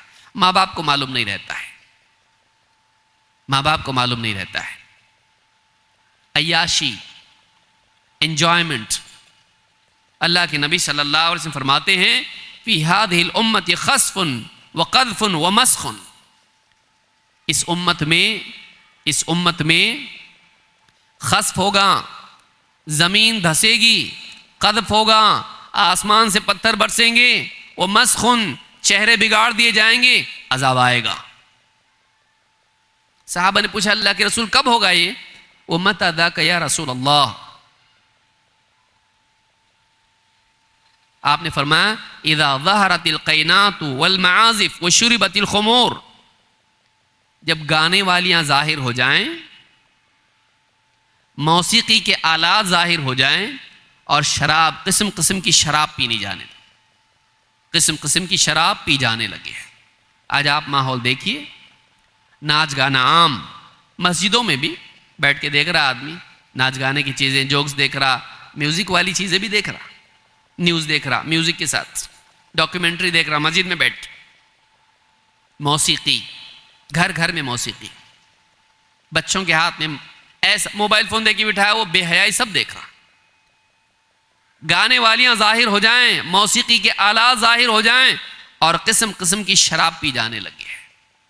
पार्टियों में, आईटी इंडस्ट्री में, कॉरपोरेट लाइफ में सब चल रहा है, जिनाकारी चल रही है, शराबें चल रही हैं, ड्रग एडिक्शन चल रहा है, आज़ादियाँ चल रही हैं, सब कुछ चल रहा है। अय्याशी से नौजवान बचे। आज के दौर का बड़ा फितना ये है कि कोई पूछने वाला नहीं है और गुनाह के रास्ते सब खुले हुए हैं, जो जी मैं आए करो। अय्याशी इस दौर का बड़ा मसला है। इसी तरह से एक तबका वो है जो दुनिया के पीछे भाग रहा है, वो काम काज करता है, जॉब करता है, तिजारत करता है, लेकिन उसकी ज़िंदगी में दीन नहीं है। उसने अपने करियर ही को अपना रब बना लिया है। जैसे वो मालिक हो, वो करियर के हिसाब से जीता है। पैसा ही सब कुछ है, करियर ही सब कुछ है, मुझे कुछ बनना है, डॉक्टर बनना है, इंजीनियर बनना है, ताजिर बनना है, मालदार बनना है, मुझे सक्सेसफुल बनना है, मुझे अल्लाह का बंदा बनना है, नहीं, मुझे नेक बनना है, नहीं। अब उसके लिए आदमी जो चाहे करे, माल के पीछे दौड़ना, रात दिन दुनिया कमाने में लगे रहना, नमाजें बर्बाद, तिलावत बर्बाद, ना अल्लाह को पहचानता, ना रसूल को पहचानता, दीन का कुछ इल्म नहीं, पेशाब पाखाने के मसाइल भी मालूम नहीं, बाप मरा तो जनाजे में शरीक नहीं हो सकता क्योंकि तहारत से नहीं है, जनाजे की नमाज भी नहीं आती उसको, बाप की नमाज वो नहीं पढ़ सकता है क्योंकि वो इतना दुनिया में लगा हुआ है कि अभी जॉब से डायरेक्ट आया, तहारत नहीं थी, मालूम भी नहीं तहारत ज़रूरी है, मालूम भी नहीं कि नमाज जनाजे की कैसा पढ़ते हैं, और नमाज जनाजा की दुआ भी उसको याद नहीं है। हम में से कितनों को याद है बताइए कि अगर बाप मर जाए, माँ मर जाए, जनाजे की नमाज में वो दुआ नहीं पढ़ सकता है जो जनाजे में पढ़ी जाती है। क्या कर रहे हैं हम लोग? दुनिया में लगे हुए, पैसा कमा रहे हैं, क्या चीज ऊपर हो गई, सोने का भाव ऊपर हो गया, किसका भाव नीचे हो गया, डॉलर बढ़ गया, घट गया, सारी दुनिया की मालूमात उसको है। अल्लाह के बारे में, रसूल के बारे में, कुरान के बारे में, इस्लाम के बारे में, दुनिया के बारे में, आखिरत के बारे में, जन्नत जहन्नम, कोई लेना देना नहीं इससे उसको। रात दिन सिर्फ एक ही लफ्ज, पैसा, पैसा कैसे मेरे पास आए, और इसमें दौड़ते दौड़ते दौड़ते दौड़ते जिंदगी निकल जाती है। पैसा आ जाता है, लेकिन पैसा आने के बाद जिंदगी, पैसा कमाता बहुत हो, पैसा जब आ जाता है तो जिंदगी हाथ से निकल जाती है। बाज़ औकात पैसे के चक्कर में बीवी बच्चे भी हाथ से निकल जाते हैं। कितने लोग हैं रात दिन कमा रहे, बच्चों के साथ वक्त नहीं गुजारते, बीवी के साथ वक्त नहीं गुजारते, बीवी रात दिन फेसबुक पे है, तुझसे जो नहीं मिल रहा है कहीं और से मिलेगा। याद रखिए इसको, मैं कड़वी सच्चाइयां बता रहा हूं। बच्चे बाप को नहीं पहचान रहे। बाप कैसा है बच्चों को मालूम ही नहीं, क्योंकि मिलने की औकात ही नहीं दोनों की। इतना रात दिन बिजनेस में लगा हुआ है कि बच्चों के साथ वक्त न गुजारने की वजह से बच्चों के और उसके कोई ताल्लुकात ही नहीं है। बच्चों को दोस्तों से ज्यादा मोहब्बत है, दोस्तों के पापा से ज्यादा मोहब्बत है, स्कूल टीचर से ज्यादा मोहब्बत है। बाप को तो पहचानते भी नहीं है। बाप की जरूरत कब पड़ती है? जब फीस देने का वक्त आता है, साइन लेने का वक्त आता है। ऐसी जिंदगी गुजारना चाह रहे हैं हम लोग।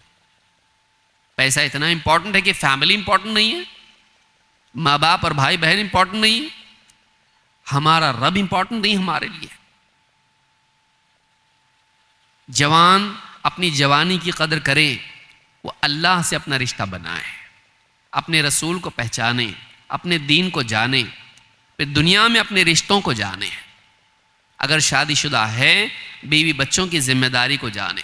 कू अनफुसकुम व अहलिकुम नारा, अपने आप को और अपने घर वालों को जहन्नम की आग से बचाओ। सिर्फ पेट की आग नहीं, जहन्नम की आग से बचाओ। ये सारे मसाइल नौजवानों के और बहुत सारे हैं, अगर पूरा हम खोलेंगे पोटली तो बहुत और निकलेगा, लेकिन ये मोटी मोटी बातें बता रहा हूं मैं।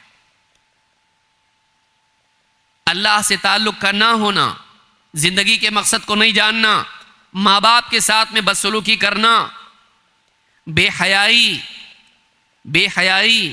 और बेपर्दगी, दुनिया परस्ती, वक्त का जिया, वक्त वेस्ट करना, रात दिन मोबाइल में लगा हुआ है, कुछ काम का ना धाम का, कुछ नहीं, बस वक्त उसमें लगा हुआ है। ये सारे मसाइल हैं। और फिर बाज़ औक़ात मोबाइल फ़ोन पे रहते रहते किसी और मुल्क के लोगों से जाके कनेक्ट हो जाता है, दहशतगर्दी के रास्ते भी चला जाता है। ये एक बड़ी मुसीबत है। कुछ होना चाहिए, सियासी हालात अच्छे नहीं हैं, मुल्क के हालात अच्छे नहीं हैं, तो हमको कुछ ना कुछ बगावत करनी चाहिए। कोई ना कोई इसको दहशतगर्दी के रास्ते पे डाल देता है। हम दहशतगर्दी के कायल नहीं हैं। इस्लाम में दहशतगर्दी नहीं है, इस्लाम में अमन अमान है। अपने हुकूक को लेना है, लेकिन दहशतगर्दी के रास्ते से नहीं, दहशतगर्दी के रास्ते से नहीं, इस्लाम में नहीं है ये। लेकिन एक नौजवान जहालत में गलती करता है, पूरी कौम के ऊपर लेबल लग जाता है, मुसलमान दहशतगर्द है। 4-5 लोग करते हैं, पूरी कौम को उसकी कीमत भुगतनी पड़ती है, कीमत अदा करनी पड़ती है, उसकी सजा भुगतनी पड़ती है। दहशतगर्दी भी एक बड़ा मसला है। इनके असबाब क्या हैं? मैं वक्त ज़्यादा नहीं लूँगा क्योंकि वक्त बहुत हो गया है। असबाब क्या हैं? बुनियादी तौर पर 3 सबब हैं, इसको याद रखिए आप। ये प्रॉब्लम पैदा कैसे हो रहा? असबाब कई हैं, लेकिन जो बुनियादी असबाब हैं वो 3 हैं। पहला मुजरिम, नौजवानों के बच्चों के बिगड़ने में पहला कल्प्रिट कौन है? माँ बाप। सजा भी उनको ज्यादा मिलती है। हदीस में अल्लाह के नबी सल्लल्लाहु अलैहि वसल्लम फरमाते हैं, कुल्लु मौलूदिन यूलदु अलल फितरा, हर बच्चा फितरत पर पैदा होता है। फ़अबवाहु युहव्विदानिही व युनस्सिरानिही औ युमज्जिसानिही, माँ बाप हैं जो उसको या तो यहूदी बनाते हैं या नसरानी बनाते हैं या मजूसी बना देते हैं। फ़इन काना मुस्लिमैनि फ़मुस्लिम, एक रिवायत में आपने फरमाया अगर माँ बाप मुसलमान हो तो बच्चा भी मुसलमान होता है। बच्चे के बनने बिगड़ने में, नौजवानों के बनने बिगड़ने में पहला रोल माँ बाप अदा करते हैं। माँ बाप, उसमें ख़ास तौर से माँ बाप का दीनदार, 2 चीज़ें हैं, माँ बाप का दीनदार होना और माँ बाप का आपस में घर में मोहब्बत और रहमत का सलूक करना। ये 2 चीज़ें अगर किसी घर में हैं, बहुत कम चांसेस है कि नौजवान बिगड़ेंगे, बच्चे भी बच्चियां भी। माँ बाप दीनदार नहीं रहते, इतनी आज़ादी दे देते कि बिगड़ जाते। माँ बाप दीनदार नहीं होते हैं, अपनी दुनिया में लगे रहते हैं, बच्चों पे ध्यान नहीं देते, बच्चे बिगड़ जाते। या माँ बाप आपस में इतना लड़ते हैं और बच्चों से सलूक इतना बुरा करते हैं कि बच्चे या तो डिप्रेशन में चले जाते हैं या तो बागी बन जाते हैं और बिगड़ जाते हैं। माँ बाप का दीनदार होना और आपस में घर वालों के साथ अच्छा सलूक करना, ये दो चीज़ें बहुत ज़रूरी हैं। इलाज ये हैं, अपने बच्चों से अच्छा सलूक कीजिए, उनको करीब कीजिए, उनके पास बैठिए, उनसे सुनिए, उनको बताइए, उनके साथ लम्हात गुजारिए, उनको प्यार से नसीहत कीजिए। हर बात पे मारना, जलील करना और इस तरह से अगर करेंगे वो बागी बनेंगे। और लाड़ प्यार में अगर सड़ा देंगे, उनको जो मांग रहा वो देंगे और आज़ाद छोड़ देंगे तो भी बिगड़ेंगे।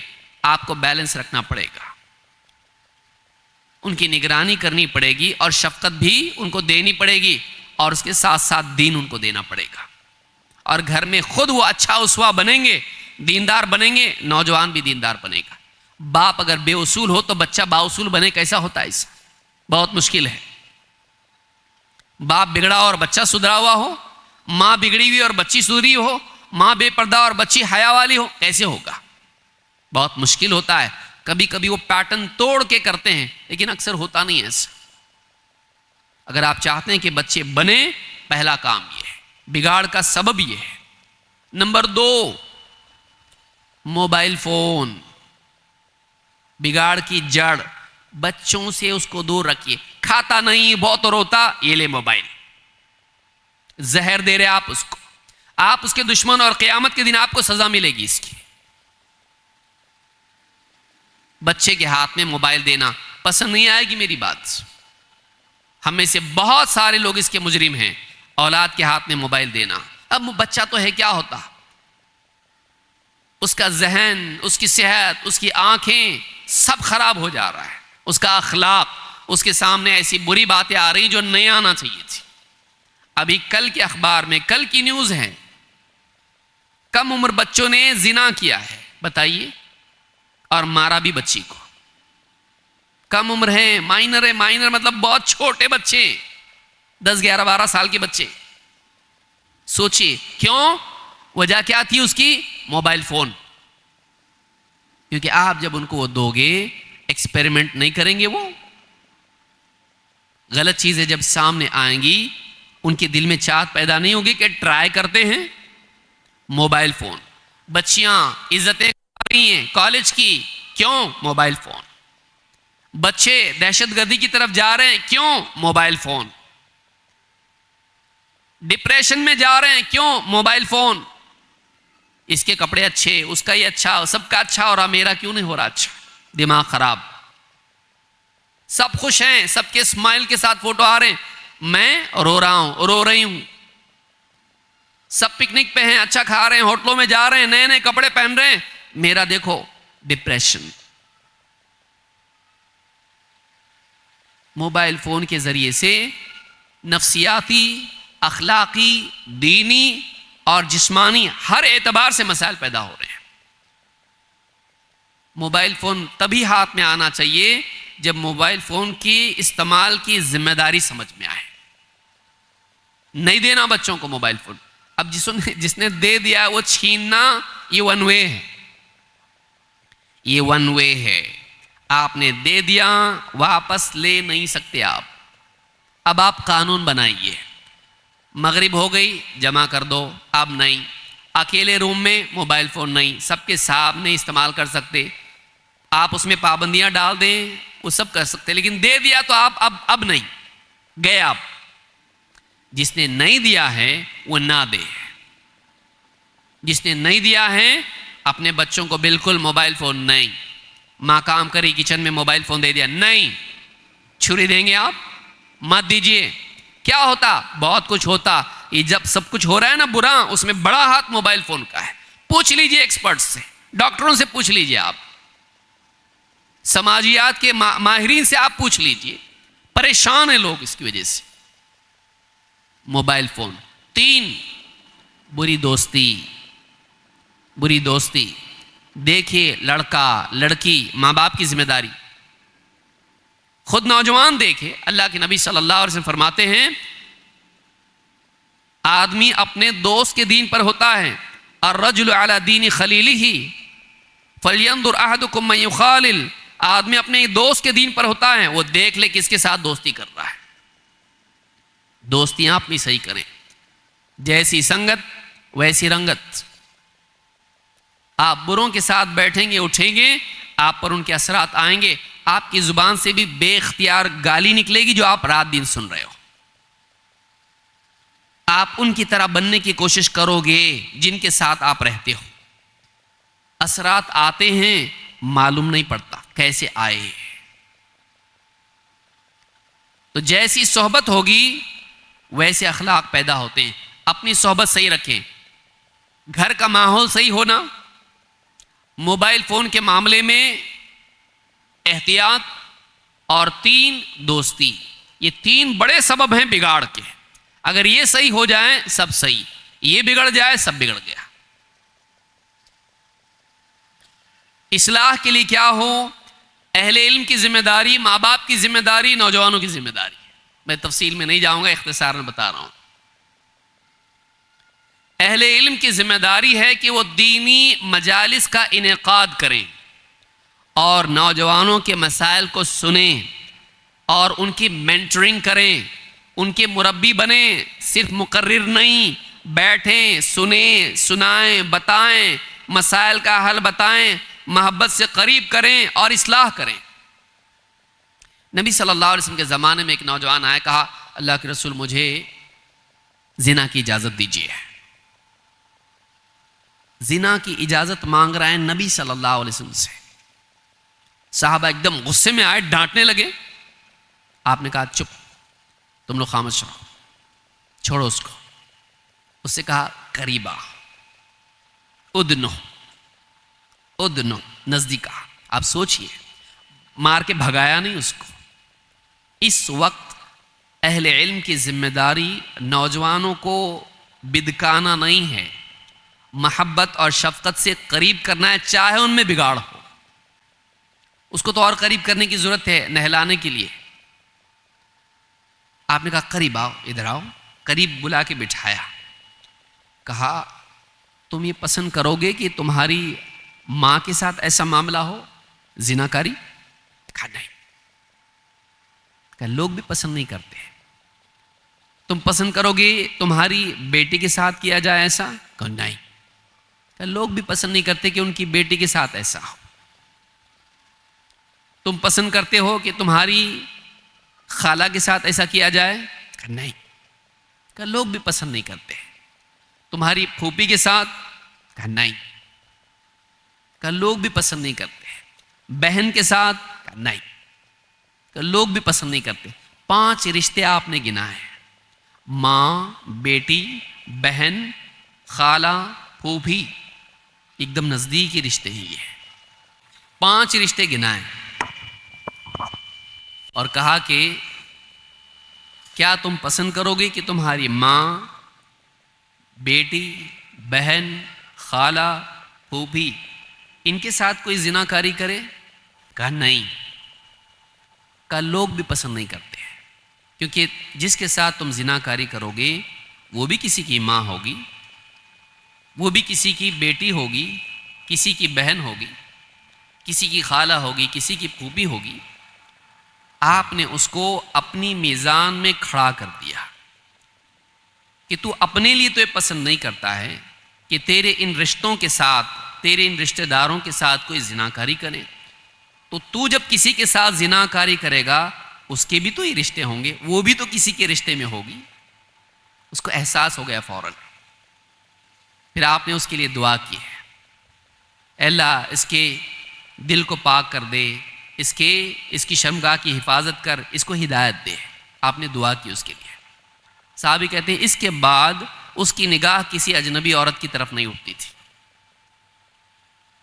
नौजवानों के लिए अहले इल्म की जिम्मेदारी ये है कि वो नौजवानों को करीब करें और उनके मसाइल सुनें और उनको प्यार, मोहब्बत से, शफकत से, उनके मिजाज की रियायत करते हुए उनकी तरबियत करें, उनको दीन सिखाएं और उनको अखलाक सिखाएं। ये अगर काम करते हैं, वज़क्किर फ़इन्न ज़िक्रा तनफ़उल मुमिनीन, अभी आप नसीहत कीजिए, नसीहत करना ईमान वालों को फ़ायदा देगा। नौजवान बनेगा, नौजवान बनेगा। नौजवानों में मानने का जज्बा होता है, नौजवानों में तलव्वुन होता है। उनको अपने परों में लीजिए, उनको समझाइए, उनको शफकत दीजिए। बाज़ औक़ात इनके बिगाड़ की वजह ये होती है कि उनको अपने घरों में शफकत नहीं मिली हुई होती है और फ्रस्ट्रेशन की वजह से वो बिगाड़ की तरफ जाते हैं।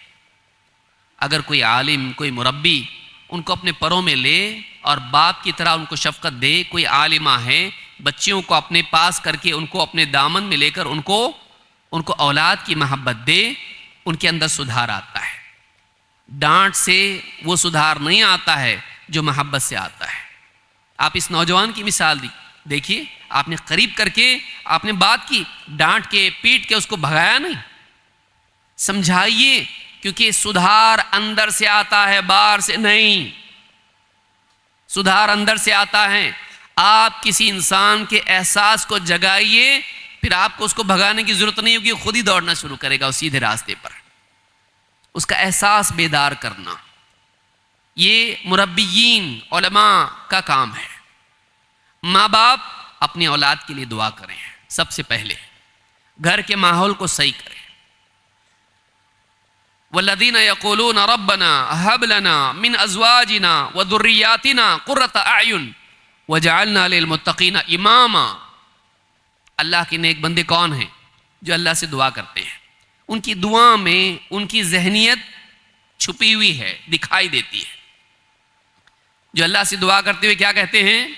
ए हमारे रब, हमको अपनी बीवियों में या अपनी अज़वाज में, शौहर बीवी ज़ौज दोनों हो सकते हैं, हमारी अज़वाज में और हमारी औलाद में आँखों की ठंडक दे।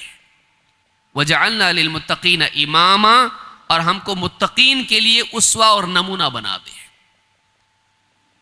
कि बीवी शौहर एक दूसरे के लिए दुआ करें, औलाद के लिए दुआ करें और अपने आप को ऐसा बनाएं कि दूसरों के लिए उस्वा बने, अपना भी सुधार हो और घर का माहौल अच्छा हो, उसके लिए दुआ भी की जाए। खुद नौजवान क्या करें? खुद नौजवान पक्का अज़्म करें। यहां से सब खैर शुरू होती है। शुरुआत कहां से होती है? इन्नमल अअमालु बिन्नियात। अमाल का मदार नियतों पर होता है। नौजवान नियत करे। वयहदी इलैहि मन अनाब। अल्लाह फरमाता है कि जो अल्लाह की तरफ लौट आता है, अल्लाह की तरफ पलटता है, अल्लाह उसे हिदायत देता है। कब तक मैं ऐसा जीऊंगा? कब तक ये अय्याशी? कब तक ये आज़ादी? कब तक ये गुनाह वाली जिंदगी? मैं वो सारी चीजें जमा कर रहा हूं जो बुढ़ापे में मेरे लिए अफसोस का जरिया बने।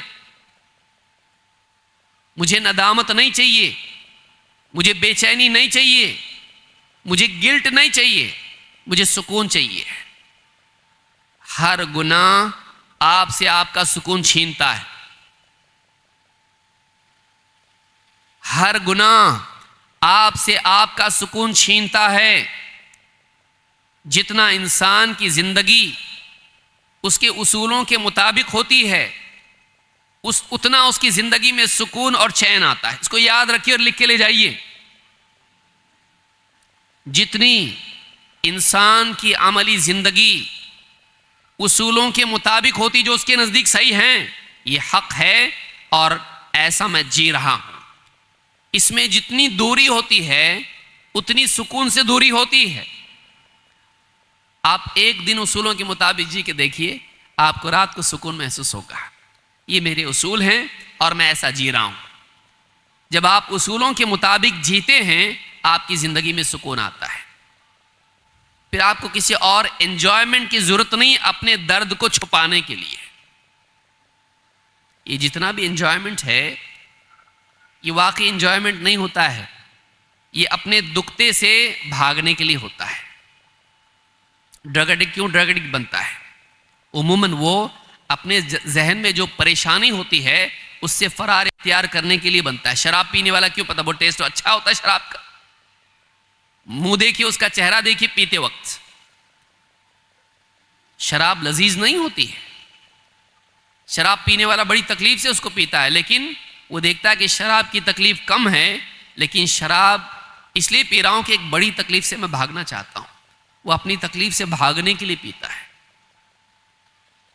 यहाँ जा रहे वहाँ जा रहे पिकनिक के लिए, अपनी तनाव वाली ज़िंदगी से भागने के लिए आदमी एंजॉयमेंट इख्तियार करता है। अगर आप अपने उसूलों के मुताबिक जिए तो जहाँ आप हैं वहाँ आपकी पिकनिक है। आपकी घर में पिकनिक होगी, बीवी बच्चों के साथ आपकी पिकनिक होगी। आपको हांगकांग जाना नहीं पड़ेगा, आपको ऊटी जाना नहीं पड़ेगा। क्यों? क्योंकि आपका माहौल इतना अच्छा है कि जहां आप हैं वहां खुशी है। खुशी जब होगी तो खुशी की तलाश में पहाड़ के ऊपर, पेड़ के ऊपर जाना नहीं पड़ेगा आपको। समझ में आ रही बात? नौजवान सोचे मैं उसूलों के मुताबिक जीऊं ताकि मेरी जिंदगी मीनिंगफुल बने और ताकि मुझे दिल का चैन और सुकून नसीब हो। वो अल्लाह से दुआ करे, अच्छी सोहबत इख्तियार करे, अच्छे माहौल में आए, दीनी मजालिस में आए, उलमा की सोहबत इख्तियार करे, उलमा से ज़िंदगी में मसाइल के बारे में मशवरा करे, अल्लाह से दुआ करे। जब इंसान अल्लाह से दुआ करता है अल्लाह उसको हिदायत देता है। हर नमाज में मांग रहा है इहदिनस सिरातल मुस्तकीम, लेकिन वो बतौर तिलावत ना पढ़े, बतौर दुआ भी पढ़े, बतौर दुआ भी पढ़े उसको, कि अल्लाह से वाकई सच्चे दिल से कहे अल्लाह मुझे हिदायत दे, मुझे सिरात मुस्तकीम की रहनुमाई दे, मुझे सिरात मुस्तकीम पर जमा चलने की तौफीक दे, हटने से बचा। वह हर नमाज में मांगे अल्लाह से। तो जब सच्चे दिल से मांगेगा तो अल्लाह देगा। वक़ाल रब्बुकुम उदऊनी अस्तजिब लकुम, तुम्हारे रब का फरमान है तुम मुझसे दुआ करो, मैं तुम्हें तुम्हारी दुआ कबूल करूँगा। अल्लाह रब्बुल आलमीन हम सब के आने को कबूल फरमाएँ और हमारे नौजवानों को अल्लाह रब्बुल आलमीन गुमराही के रास्ते से, बिगाड़ से, फसाद से, बर्बादी से बचाए, जवान बच्चियों को भी और बच्चों को भी, और ऐसी तमाम चीज़ों से बचने वाला बनाए जो उनकी दुनिया को और आखिरत को और घर की इज़्ज़त को ख़राब करने वाले हो, उनके मुस्तकबल को ख़राब करने वाले हो, उनकी ज़िंदगी को, उनके बुढ़ापे को ख़राब करने वाले हो। ऐसे तमाम चीज़ों से बचने की तौफीक अता फरमाएँ। अल्लाह ताला हम सबको दीन पर जमे रहने की तौफीक दे और इस्लाम पर जीने की और ईमान पर मरने की तौफीक अता फरमाएँ। हमारा ख़ातिमा खैर पर फरमाएँ। अक़ूलु हाज़ा व अस्तग़फ़िरुल्लाह ली व लकुम।